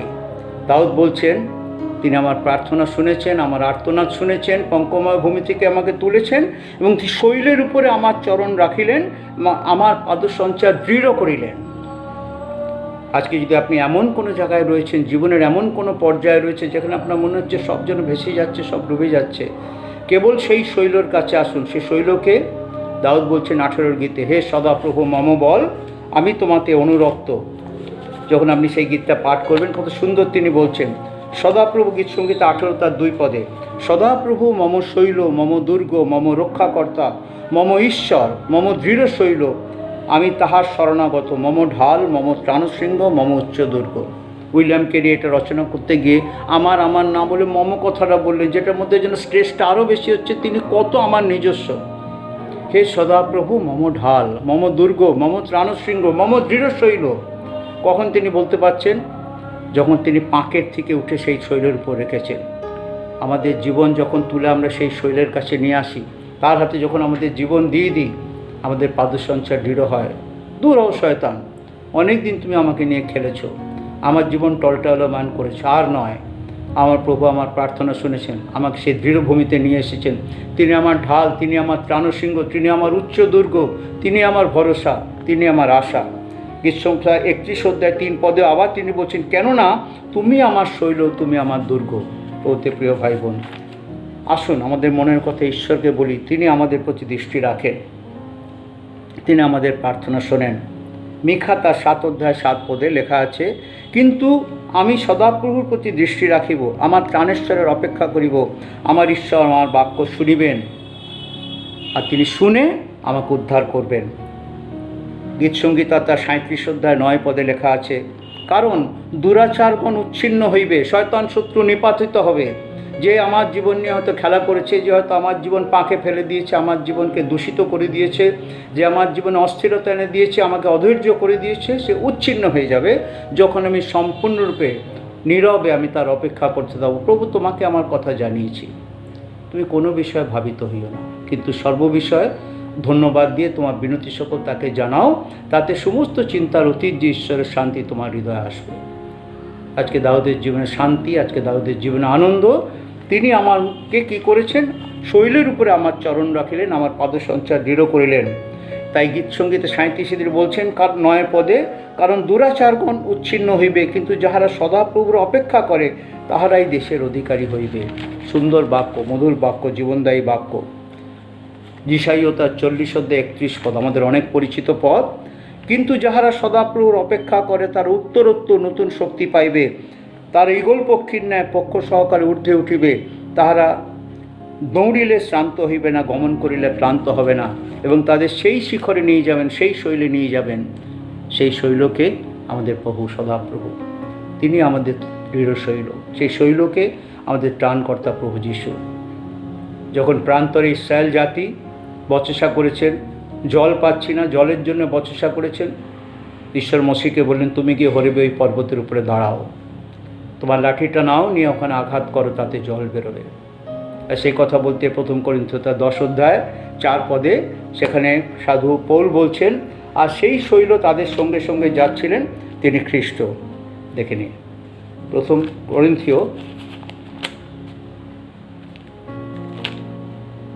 10 অধ্যায় 4 পদ, আর সকলে একই আত্মিক পেয় পান করিয়াছিলেন, কারণ তাহারা এমন এক আত্মিক শৈল হইতে পান করিতেন, তাহা তাহাদের সঙ্গে সঙ্গে যাইতেছিল, আর সেই শৈল খ্রিস্ট। প্রভু যীশু খ্রিস্ট আমাদের শৈল, আমাদের মুক্তিদাতা, আমাদের উদ্ধারকর্তা, আমাদের ত্রাণশৃঙ্গ। তিনি শৈলের উপর পাদসঞ্চার দৃঢ় করিলেন। শয়তান চায় আমরা যেন পঙ্কময় ভূমিতে পড়ে থাকি, শয়তান চায় যেন আমরা অধৈর্য হয়ে যাই, শয়তান চায় যেন আমরা বচসা করি, কিন্তু যেন আমরা বচসা না করি, আমাদের মনের কথা তাকে বলি এবং ধৈর্য সহকারে অপেক্ষা করতে থাকি, এই বিশ্বাসে তিনি আমার বাক্যের প্রতি মনোযোগী।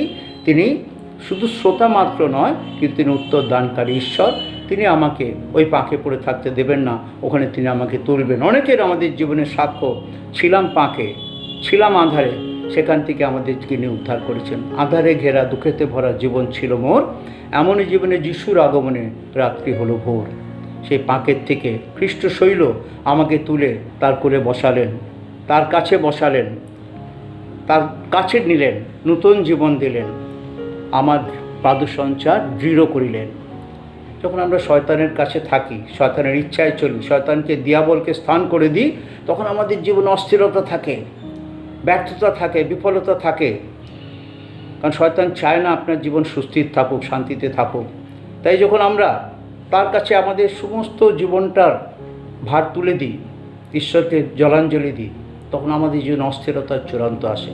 প্রতি প্রিয় ভাই বোন, প্রভু যীশু আমাকে আপনাকে ভালোবেসে স্বর্গ ছেড়ে পৃথিবীতে এসেছেন। তিনি আমার আপনার জন্য পাপের দেনা শোধ করেছেন। আমরা কোনো মতেই কোনোভাবেই দিয়াবলকে যেন আমাদের জীবনে স্থান না দিই, এবং তার কাছে জীবন সমর্পণ করে রাখি, এবং সেই শৈলের উপরে আমাদের পাদসঞ্চার যেন দৃঢ় থাকে। প্রতি পদে যেন আমরা, প্রতি যুদ্ধে আমরা যেন বিজয়ী হতে পারি। পায়ের নিচে জমি যদি ঠিক থাকে, তাহলে আমরা দৃঢ় পদক্ষেপে এগিয়ে যেতে পারি। কিন্তু পায়ের নিচে জমি যদি ঠিক না থাকে, খ্রিস্টের বাক্যের উপরে যদি আমাদের ভিত না থাকে, খ্রিস্টের উপরে যদি বিশ্বাসে আমরা দৃঢ় না থাকি, আমরা হেরে যাব, আমরা টলে যাব, আমরা ডুবে যাব। তিনি কি সুন্দরভাবে বললেন, দুটো বাড়ি তৈরি করার কথা, তাই না? একজন ঘর বেঁধেছিল পাথরের উপরে, তার ঘরে ঝড় বাদলও পড়ে যায়নি। আর একজন যে বালির উপর ঘর বেঁধেছিল, তার ঘর পড়ে গেছিল। আর খ্রিস্ট বাক্যের উপরে, খ্রিস্টের উপরে যদি আমাদের জীবন আমরা গেঁথে তুলি, তাহলে সেই পঙ্কময় ভূমি থেকে তুলে তিনি আমাদেরকে এক নতুন জীবন দেবেন। আমরা যারা নতুন জীবন পেয়েছি, সেখানে রয়েছি, সেখানে চলতে চলতেও অনেক সময় শয়তানের কাছে নানা প্রলোভনে, প্রতারণায় প্রতারিত হয়ে আজ হয়তো কেউ এমন এক পঙ্কময় ভূমির মধ্যে আটকে রয়েছি। আজ সাধু দাউদের বাক্য থেকে তিনি আমাদের স্মরণ করিয়ে দিয়ে, ভাই আমি একদিন ওখানে ছিলাম, কিন্তু আমি তার কাছে ধৈর্য, তাকে আমার মনের কথা বলেছিলাম, আর আমি অপেক্ষায় ছিলাম। তিনি মনোযোগ দিয়ে আমার প্রার্থনা শুনেছেন, পঙ্কময় ভূমি থেকে আমাকে তুলেছেন এবং আমাকে শৈলের উপর রেখেছেন, আমার পাদসঞ্চার দৃঢ় করে দিয়েছেন। ধন্য তাহার নাম। যখন এইভাবে তিনি আশীর্বাদ পেয়েছেন, প্রার্থনার উত্তর পেয়েছেন, তার শৈলের উপরে তার চরণ দৃঢ় হয়েছে, হোয়াট ইজ নেক্সট? তারপরে তিনি কি করবেন? আসুন আমরা চারের পদটা দেখি, 3 পদ দেখি, মাফ করবেন। তিনি আমার মুখে নূতন গীত, আমাদের ঈশ্বরের স্তব দিলেন। যখন there is a transformation of life, যে জমিটা একটা অন্ধকারে পাঁকের মধ্যে ডুবে যাচ্ছিল, সেখান থেকে যখন তিনি আমার প্রার্থনা শুনে, আমার আর্তনাদে কর্ণপাত দিয়ে আমাকে তুলে দৃঢ় শৈলের উপর রাখলেন, তখন আমি কি চুপ করে থাকতে পারি? আমি চুপ করে থাকতে পারি না।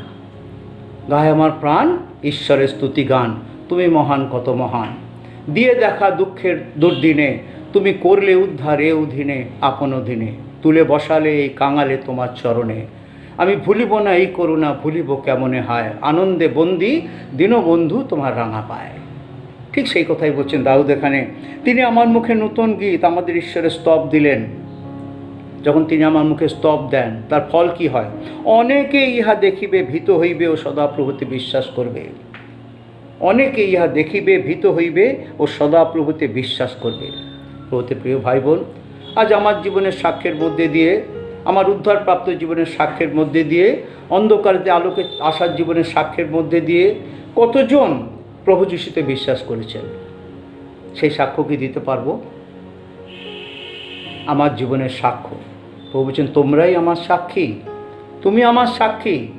দাউদ, তুমি আমার সাক্ষী। তুমি পঙ্কময় ভূমিতে পড়েছিলে, বিনাশের গর্তে পড়েছিলে, আর আমি তোমাকে উদ্ধার করেছি, তোমার পাদসঞ্চার দৃঢ় করে দিয়েছি, তোমাকে শৈলের উপর তোমার চরণ নিয়ে এসেছি। দাউদ বলছে, আমি চুপ করে থাকবো না। আমার প্রভু, আমার ঈশ্বর, আমার যেহোবা ঈশ্বর, আমার সদাপ্রভু আমার প্রতি যা করেছেন, আমি চুপ করে থাকতে পারি না। তিনি আমার মুখে নূতন গীত, আমাদের ঈশ্বরের স্তব দিলেন। অনেকে ইহা দেখিবে, ভীত হইবে ও সদাপ্রভুতে বিশ্বাস করিবে। আর যদি আপনি সে অবস্থা থেকে উন্নত হয়েছেন, আর যদি আপনি ভক্তের মতো বলছেন, দিয়ে দেখা দুঃখের দুর্দিনে তিনি আপনাকে উদ্ধার করেছেন এবং তার চরণে আপনি বসেছেন, তার গৌরব করার সুযোগ পেয়েছেন, মুখ খুলে, প্রাণ খুলে, মন খুলে মানুষের কাছে গিয়ে বলুন, যেন তারা ঈশ্বর সদাপ্রভুতে বিশ্বাস করে যে তিনি ঈশ্বর, একমাত্র ঈশ্বর, জীবন্ত ঈশ্বর। তার কাছেই আনন্দ আছে, আশা আছে, পরিত্রাণ আছে, আর কোথাও নয়। মানুষকে গিয়ে বলতে পারি আমার জীবনের সাক্ষ্য, কোথায় আমি ছিলাম আর কোথায় আমি এলাম। প্রভু আমাদের সকলকে আশীর্বাদ করুন, যেন আমরা অধৈর্য না হই, আমরা ধৈর্য সহ তার অপেক্ষায় থাকি আর তার প্রশংসা, তার ধন্যবাদ, তার গৌরব করতে থাকি। তবেই আমাদের জীবনে আনন্দ। আমরা যেন অনুমতে, হয়তো অনেক প্রার্থনার উত্তর আপনি এখনও পাননি, অধৈর্য হবেন না। হয়তো এখনও আপনি সে পঙ্কের মধ্যে থেকে বলছে, প্রভু বাঁচাও বাঁচাও। প্রভু তুমি শুনতে পাচ্ছ না, আমার প্রার্থনা শুনতে পাচ্ছ না? নিশ্চয়ই তিনি শুনতে পাচ্ছেন। কিন্তু আপনি সেখানে থেকে আরও যাতে পাঁকে আপনি ডুবে না যান, আপনি তার দিকে হাত বাড়িয়ে দিন। আপনি তার দিকে হাত বাড়িয়ে দিন, হস্ত উত্তোলন করুন, হৃদয় উত্তোলন করুন। তিনি নিশ্চয়ই ধরবেন, তিনি ধরেন, তিনি ধরেছেন, আমাকে ধরেছেন, আপনাকে ধরবেন, নিশ্চয়ই ধরবেন। সেই প্রভুর কাছে আমরা আসি, সেই প্রভুর গুণগান করি, তার প্রশংসা করি। কেমন মহান ঈশ্বর তিনি, কেমন পরিত্রাতা তুমি। তার ভালোবাসা, আবারও বলি, কালভারি ক্রুশ। তার ভালোবাসা আজকে আমরা প্রভুর ভোজ গ্রহণ করব। তিনি বলছেন, যতবার তোমরা গ্রহণ করবে আমাকে স্মরণ করো। কি স্মরণ করব? কালভারি ক্রুশকে স্মরণ করব। তাহার মৃত্যু প্রচার করিয়া থাকো। কেন তার মৃত্যু প্রচার করব? কেন তিনি মরলেন? সমস্ত জগতের পাপার্থ প্রায়শ্চিত্ত রূপে তিনি ক্রুশের উপরে নিজের প্রাণ সমর্পণ করলেন। সমস্ত জগতের পাপার্থ করার আগে আমার পাপের প্রায়শ্চিত্ত করার জন্য তিনি ক্রুশে জীবন দিলেন। ওই দুটো প্রেক তাকে ঝুলিয়ে রেখেছিল ক্রুশের উপর, তা না, আমার প্রতি প্রেম তাকে সেখানে ঝুলে থাকতে সাহায্য করেছিল। একজনও যে বিনষ্ট হয় এটা তার ইচ্ছা না। তিনি বলছেন, আমি চিরপ্রেমে তোমাকে প্রেম করেছি। তিনি আমাদের এত প্রেম করেছেন, তিনি আমাদের প্রার্থনা শুনবেন না? পঙ্কময় ভূমি থেকে আপনাকে তুলবেন না, আমাকে তুলবেন না? আমাদের পাদসঞ্চার দৃঢ় করে দেওয়ার জন্যই তিনি এসেছিলেন। তিনি এলেন, আমাদের ভালোবেসে আমাদের পাপের দেনা শোধ করলেন। আর বলেন, ভুলে যেও না। দাউদ ভুলে যায়নি, দাউদ ভুলে যাননি। ভুলে না গিয়ে তিনি উত্তর পেয়ে পাখের থেকে উঠে দৌড়ে তার নিজের কাজে চলে যাননি। তিনি আমার মুখে নতুন গীত দিয়েছেন, আমি তাহার স্তব করিব, অনেকে দেখিবে তাহাতে বিশ্বাস হইবে। যতবার আমি প্রভুর ভোজ গ্রহণ করি, যতবার তার মৃত্যু প্রচার করে থাকি, মেরে লিয়ে আয়া, মেরে লিয়ে জিয়া, মেরে লিয়ে মারা গায়া, মেরে লিয়ে গাড়া গায়া, মেরে লিয়ে ফির যে ওঠা, মেরা है मसीह। আমারই জন্য তিনি মৃত্যুতে বপন করলেন, মৃত্যুকে তিনি বেছে নিলেন। কেউ তাকে মারতে পারে না, শুধু আমাকে ভালোবেসে, আপনাকে ভালোবেসে, জগতের পাপী মানুষকে ভালোবেসে তিনি ক্রুশকে বেছে নিলেন, নিন্দাকে বেছে নিলেন, অপমানকে বেছে নিলেন, লাঞ্ছনা তাড়না সব কিছু বেছে নিলেন। তাকে মারতে পারে কারো তো সাধ্য আছে কি? নেই। তিনি স্বেচ্ছায় প্রাণ দিলেন নীরবে। মেসি যেমন লোমছেদকের সম্মুখে নীরব হয়, তেমনি তিনি নীরবে দিলেন, কারণ তিনি আমাকে ভালোবাসেন। তিনি চান না আমি বিনাশের গর্তে পঙ্কের ভূমিতে পড়ে থাকি। তিনি চান আমার চরণ যেন শৈলের উপরে দৃঢ় পাদসঞ্চারে তার মহিমা, তার গৌরব করতে করতে এগিয়ে যায়।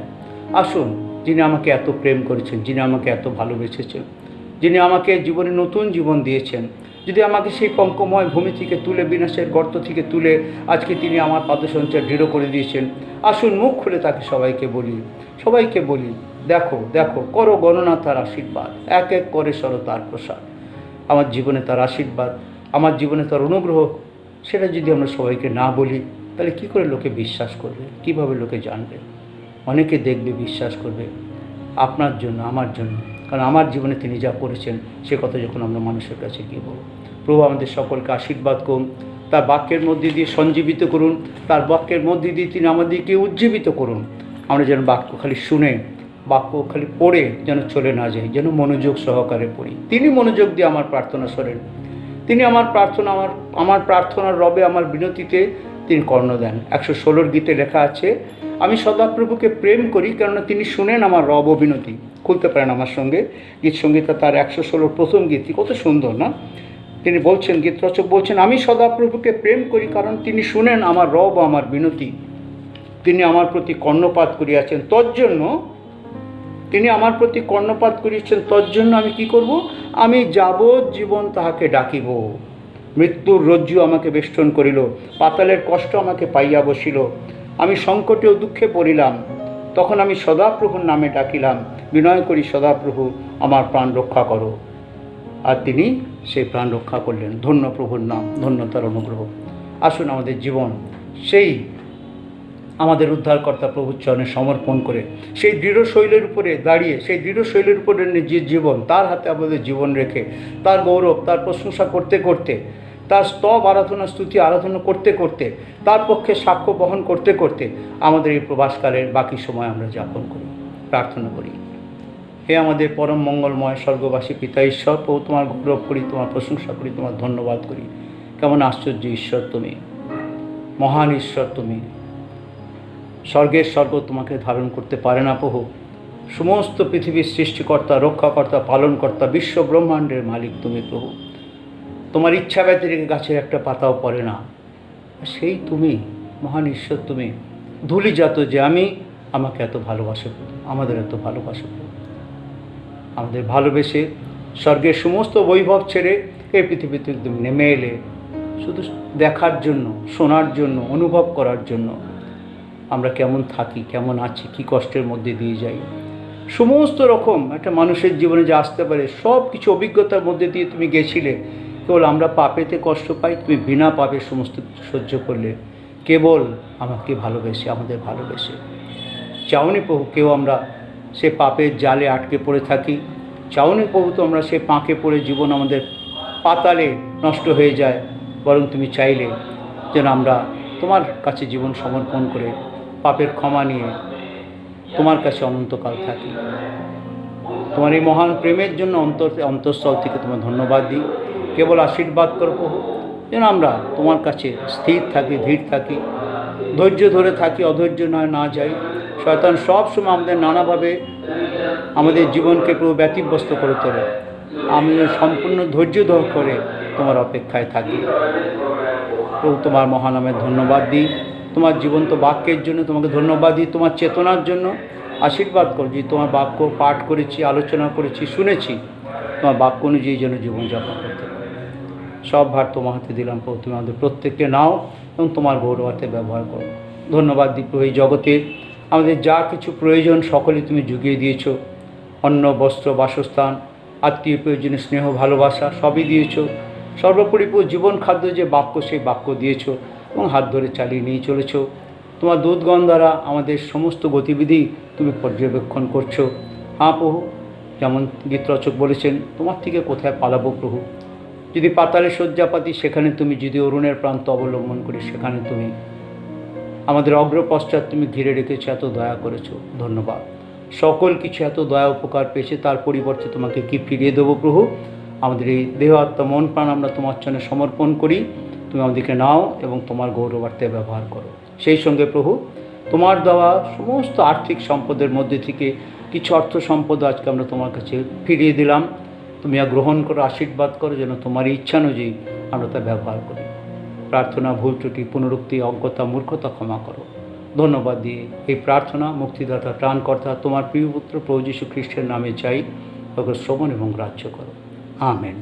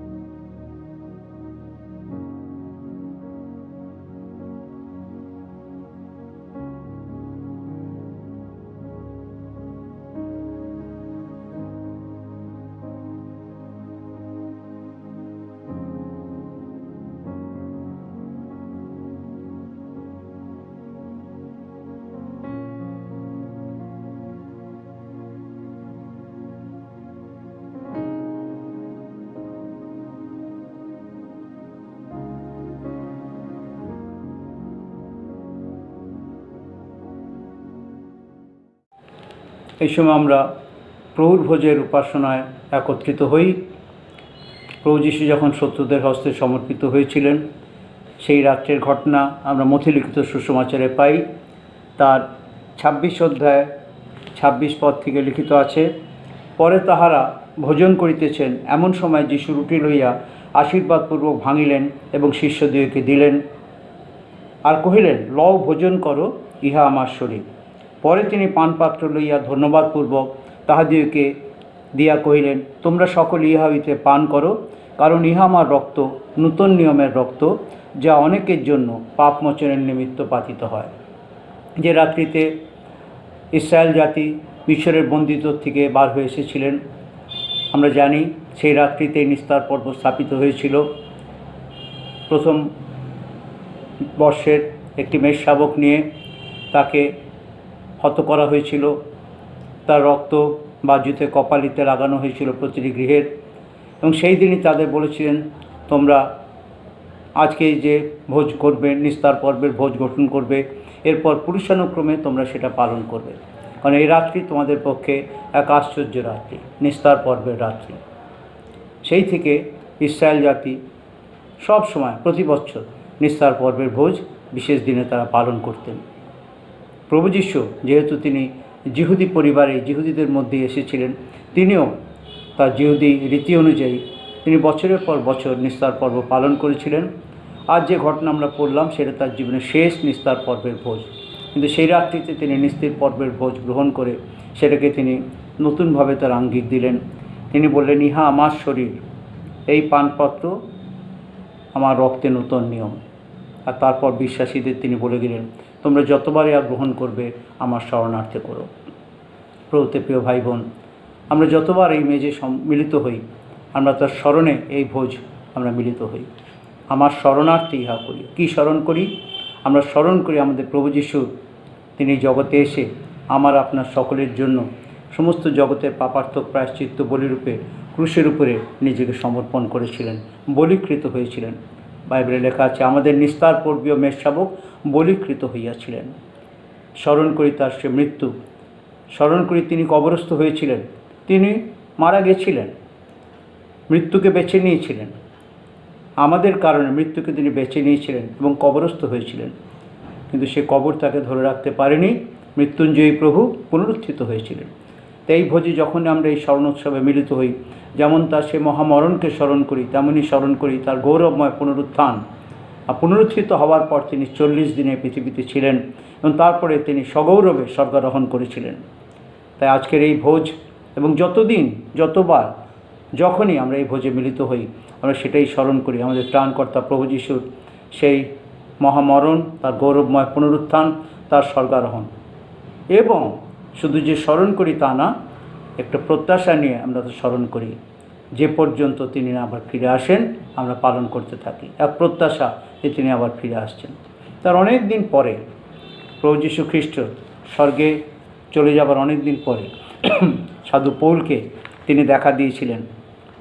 সেদিন রাত্রিতে যখন সে ভোজ সংস্থাপিত হয়েছিল, সাধু পৌল সেখানে ছিলেন না, কিন্তু পরে দমেশকের পথে তিনি তার দেখা পান, তার জীবন পরিবর্তন হয়ে যায় এবং তারপরে প্রভু তার সঙ্গে কত না কথা বলেছেন।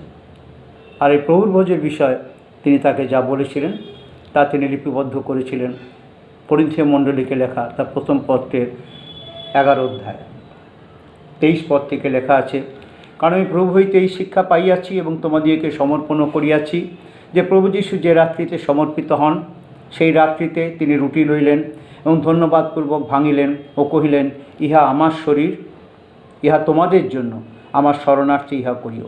সেই প্রকারে তিনি ভোজনের পর পানপাত্র লইয়া কহিলেন, এই পানপাত্র আমার রক্তে নূতন নিয়ম, তোমরা যতবার পান করিবে আমার শরণার্থে ইহা করিও। কারণ যতবার তোমরা এই রুটি ভোজন করো এবং এই পানপাত্রে পান করো, ততবার প্রভুর মৃত্যু প্রচার করিয়া থাকো, যে পর্যন্ত তিনি না আইসেন। অতএব যে কেহ অযোগ্যরূপে প্রভুর রুটি ভোজন কিংবা পানপাত্রে পান করিবে, সে প্রভুর শরীরের ও রক্তের দায়ী হইবে। কিন্তু মনুষ্য আপনার পরীক্ষা করুক এবং এই প্রকারে সেই রুটি ভোজন ও সেই পানপাত্রে পান করুক, কারণ যে ব্যক্তি ভোজনও পান করে, সে যদি তাহার শরীর না চিনে তবে সে আপনার বিচারাজ্ঞা ভোজন পান করে। এই কারণ তোমাদের মধ্যে বিস্তর লোক দুর্বল ও পীড়িত আছে এবং অনেকে নিদ্রাগত হইতেছে। প্রার্থনা করি। হে আমাদের পরম মঙ্গলময় স্বর্গবাসী পিতা ঈশ্বর, ধন্যবাদ ধন্যবাদ ধন্যবাদ। সমস্ত মহিমা গৌরব সমাদর তোমারই প্রভু। হে মহান ঈশ্বর, অতুলনীয় তোমার প্রেম, যখন আমরা কালভারি ক্রুশের দিকে তাকাই, অতুলনীয় তোমার সে প্রেম। সে প্রেম যেন আমরা ভুলে না যাই, বিস্মৃত না হই। তাই তুমি এত সুন্দর এক অনুষ্ঠান বিশ্বাসী বর্গের জন্য তুমি দিয়ে গেলে। তুমি জানো, তুমি তো আমাদের গঠনস্থিতি জানো, আমরা যে কত দুর্বল, আমরা যে কত উপকার পেয়েও ভুলে যাই, সব তুমি জানো প্রভু। তাই তুমি এত সুন্দর এক অনুষ্ঠান আমাদের দিয়ে গেলে, যেন আমরা স্মরণ করি আমাদের ত্রাণকর্তা প্রভু যীশু সেই মহান আত্মত্যাগের কথা, মহান বলিদানের কথা, যিনি নিজেকে বলীকৃত করেছিলেন বিনা পাপে আমাদের জন্য। স্মরণ করি তিনি কবরস্থ হয়েছিলেন এবং স্মরণ করি যে তিনি গৌরবে পুনরুত্থিত হয়েছিলেন। মরিয়ম যখন সকালবেলা ছুটে গেছিল কবরের ধারে, তিনি বলছেন, কার অন্বেষণ করছো? দূতেরা তাকে বলেছিল। তিনি উঠিয়াছেন আর তিনি উত্থিত, তিনি গৌরবে উত্থিত, তিনি পুনরুত্থিত, পরাক্রমী বীর সদাপ্রভু, আমাদের ঈশ্বর, আমাদের ত্রাণকর্তা। স্মরণ করি এবং গৌরব করি পুনরুত্থিত প্রভু যীশু প্রভু। সেই সঙ্গে প্রভু এক পরম আশা নিয়ে আমরা সে পরম আশা সিদ্ধির জন্য অপেক্ষা করে রয়েছি, যেদিন আবার তিনি ফিরে আসবেন এবং আমাদেরকে সংগ্রহ করে তার কাছে নিয়ে যাবেন। আজও প্রভু সেই সমস্ত স্মরণ করে আমরা মণ্ডলীগতভাবে পরিবারে পরিবারে মেজের সম্মুখে আমরা উপস্থিত হয়েছি। আমাদের প্রত্যেককে আশীর্বাদ করো, প্রত্যেকের প্রতি তোমার দয়ার হাত বাড়িয়ে দাও। তোমার বাক্য যখন পাঠ করেছি, সে বাক্যের মধ্যে তুমি সাবধান মানিয়ে দিয়েছ, যদি আমরা তোমাকে না চিনে, যদি হালকাভাবে গতানুগতিকভাবে নিয়ম পালনের জন্য এই মেজে উপস্থিত হয়েছি, ধিক আমাদের প্রভু, তুমি আমাদেরকে ক্ষমা করো। কিন্তু তুমি সুযোগ দাও, তুমি আমাদের বিনষ্ট করতে চাও না, যেন আমাদের জীবন পাই। তাই তুমি আমাদেরকে বলেছ মনুষ্য আপনার পরীক্ষা করো। তাই এই সময় প্রভু আমরা নিজেদেরকে তোমার চরণে নত করেছি, তোমার কাছে ক্ষমা চাইছি প্রভু, তুমি আমাদেরকে ক্ষমা করো। চিন্তায়, বাক্যে, কার্যে বহুভাবে আমরা তোমাকে দুঃখ দিয়েছি। শুধু তোমাকে দুঃখ দিয়েছি তা নয় প্রভু, সহমনুষ্যদেরও দুঃখ দিয়েছি। তুমি বলেছো পরস্পরকে প্রেম করার কথা, সেখানে কত অপ্রেম, কত ঘৃণা, কত হিংসা হয়তো প্রকাশ করে ফেলেছি। বিশ্বাসী হয়েও প্রভু অবিশ্বাসীর মতো কার্য করেছি। যখন শেষবার প্রভুর বোঝ নিয়েছি, তোমার কাছে ক্ষমা চেয়েছি, সে ক্ষমা চাওয়ার পরও প্রভু হয়তো চিন্তায়, বাক্যে, কার্যে ভুল করে ফেলেছি। কিছু গোপন করার ক্ষমতা আমাদের নেই, তাই অকপটে তোমার কাছে স্বীকার করি। তুমি বাঁচাও, পঙ্কময় ভূমি থেকে তুমি তোলো প্রভু, বিনাশের গর্ত থেকে তোলো। এবং এই সময় পর্যন্ত যখন নিয়ে এলে, তোমার এই মেজের সম্মুখীন হওয়ার যখন সুযোগ দিলে, তোমার কাছে হৃদয় খোলার যখন সুযোগ দিলে, অকপটে স্বীকার করি সকল পাপ তুমি ক্ষমা করো এবং তোমার মেজের যোগ্য করে নাও, যেন কেউ আমরা আমাদের বিচারাজ্ঞা ভোজন পান না করি। এ প্রার্থনা শ্রবণকারী ঈশ্বর, তোমার সঙ্গে পরিহাস করা যায় না, তাই তোমার কাছে নিজেদেরকে উন্মুক্ত করে দিলাম। তুমি আমাদের গঠন ও স্থিতি জানো, তুমি আমাদেরকে রক্ষা করো, আমাদেরকে ক্ষমা করো, আশীর্বাদ করো, যেন আমরা তোমার ইচ্ছানুযায়ী আমাদের প্রবাসকালের বাকি সময়টুকু যাপন করি। আজকের এই সুন্দর সহভাগিতার জন্য, এই সুন্দর মেজে অংশগ্রহণ করবার সুযোগ দিলে বলে অন্তর থেকে তোমাকে আমাদের ধন্যবাদ জানাই। প্রার্থনা নিবেদন করি আমাদের ত্রাণকর্তা, উদ্ধারকর্তা, প্রিয় প্রভু যীশু খ্রিস্টের নামে, দয়া করে শ্রবণ এবং গ্রাহ্য করো। Amen, amen. আমরা পড়লাম সে রাতের ঘটনা, যখন তিনি ধন্যবাদ দিয়ে সে রুটিখণ্ড নিয়েছিলেন এবং শিষ্যদের দিয়েছিলেন। বাক্যে লেখা আছে, আমরা ধন্যবাদের যে পানপাত্র লইয়া ধন্যবাদ করি, তাহা কি খ্রিস্টের রক্তের সহভাগিতা নয়? আমরা যে রুটি ভাঙি, তাহা কি খ্রিস্টের শরীরের সহভাগিতা নয়? কারণ অনেকে যে আমরা এক রুটি এক শরীর, কারণ আমরা সকলে সে একই রুটির অংশী। আসুন, যখন আমরা সে একই রুটির অংশী, আমি যখন সেই একই পানপাত্রে ধন্যবাদের সহভাগিতায় মিলিত হয়েছি, প্রভু ধন্যবাদ দিয়ে আমরা তা গ্রহণ করি। সে রাত্রিতে তিনি রুটি নিয়েছিলেন, ধন্যবাদ দিয়ে ভেঙেছিলেন, বলেছেন, লও খাও, ইহা আমার শরীর তোমাদের জন্য। পানপাত্র হাতে নিয়ে বলছেন, এই পানপাত্র আমার রক্তে নূতন নিয়ম, তোমরা যতবার গ্রহণ করবে আমার শরণার্থে করো। দিয়ে তব রক্ত করো মোরে ধৌত, যে রক্ত স্রোত বহে কালভেরি শিখরে। হ্যাঁ প্রভু, তোমায় ধন্যবাদ দিই তোমার সে আশ্চর্য প্রেমের জন্য। যখন এই রুটিখণ্ড এবং এই পানপাত্র আমরা গ্রহণ করতে চলেছি, আমাদের দৃষ্টি যেন বসে কালভেরি ক্রুশের দিকে থাকে। যেমন তোমার এক ভক্ত গানে লিখেছেন, উদয় হও এই হৃদয় মাঝে, একবার দেখি ওই রূপ নয়ন ভরে। আমাদের জন্য, আমার জন্য তোমার এমন রূপ কি শোভা ছিল না যে কেউ তোমার প্রতি দৃষ্টিপাত করে? সারা অঙ্গে রুধির, সব কিছু তুমি নীরবে সহ্য করলে, নিজেকে প্রভু তুমি নির্যাতিত হতে দিলে আমার জন্য, আমাদের জন্য। আজ তাই প্রভু কৃতজ্ঞ অন্তরে অবনত মস্তকে আমাকে আমাদের তোমার চরণে আমাদের কৃতজ্ঞতার প্রণাম ধন্যবাদ জানাই গ্রহণ করো। যেন প্রভু আমাদের হৃদয় সতত তোমার প্রশংসা, তোমার স্তব স্তুতি আরাধনা করতে করতে আমরা যাপন করি, এমন দয়া করো। এই মেজে আমাদের প্রত্যেকের আশা গ্রহণ করা যেন এক পরম আশীর্বাদের বিষয় হয়, এবং আমরা যেন শুধু আশীর্বাদ গ্রহণ না করি, আশীর্বাদের বাহকও হতে পারি, এমন অনুগ্রহ আশীর্বাদ প্রত্যেককে করো। ধন্যবাদ দিই, প্রার্থনা ত্রাণকর্তা মুক্তিদাতা প্রভু যিশুর নামে চাই, দয়া করে শ্রবণ এবং গ্রাহ্য করো, আমেন। তিনি রুটি নিয়েছিলেন, ধন্যবাদপূর্বক ভেঙেছিলেন, দিয়েছিলেন। ত্রাণকর্তা প্রভু যিশুর ক্ষত বিক্ষত দেহের নিদর্শনে রুটি খণ্ড, সেই রূপে তিনি পানপাত্র হাতে নিয়েছিলেন। এই পানপাত্র আমার রক্তের নূতন নিয়ম। ত্রাণকর্তা প্রভু যিশু পাতিত রক্তের নিদর্শন এই পানপাত্র। রুটি পানপাত্র তিনি হাতে নিয়েছিলেন, বলছেন লও খাও ইহা আমার শরীর। ভক্ত বলছেন আস্বাদন করিয়া দেখো তিনি মঙ্গলময়। আসুন একই সহভাগিতায় আমরা তাকে আস্বাদন করি। এবং ভক্ত আরও বলছেন, যখন আমরা পিতরের পত্র পড়ি সেখানে লেখা আছে, তোমরা তোমাদের পিতৃপুরুষগণের অলিক আচার ব্যবহার দ্বারা, ক্ষয়নীয় বস্তু দ্বারা, স্বর্ণ বা রৌপ্য দ্বারা মুক্ত হও নাই, কিন্তু নির্দোষ নিষ্কলঙ্ক মেষশাবক স্বরূপ খ্রিস্টের বহুমূল্য রক্ত দ্বারা মুক্ত হইয়াছ। বহুমূল্য রক্তের নিদর্শন এই পানপাত্র আমাদের হাতে। কীর্তক বলছেন, আমি প্রভুতিকে যে সকল মঙ্গল পাইয়াছি, তাহার পরিবর্তে তাহাকে আমি কি ফিরাইয়া দিব? আমি এই পরিত্রাণের পানপত্র গ্রহণ করিব এবং প্রভুর নামে ডাকিব। আসুন প্রভুর গৌরব প্রশংসা করতে করতে আমরা তার দেহের নিদর্শন, ক্ষত বিক্ষত দেহের নিদর্শন, তার রুটি খণ্ড আমরা গ্রহণ করি এবং এই পানপাত্র গ্রহণ করি আর তার গৌরব করি।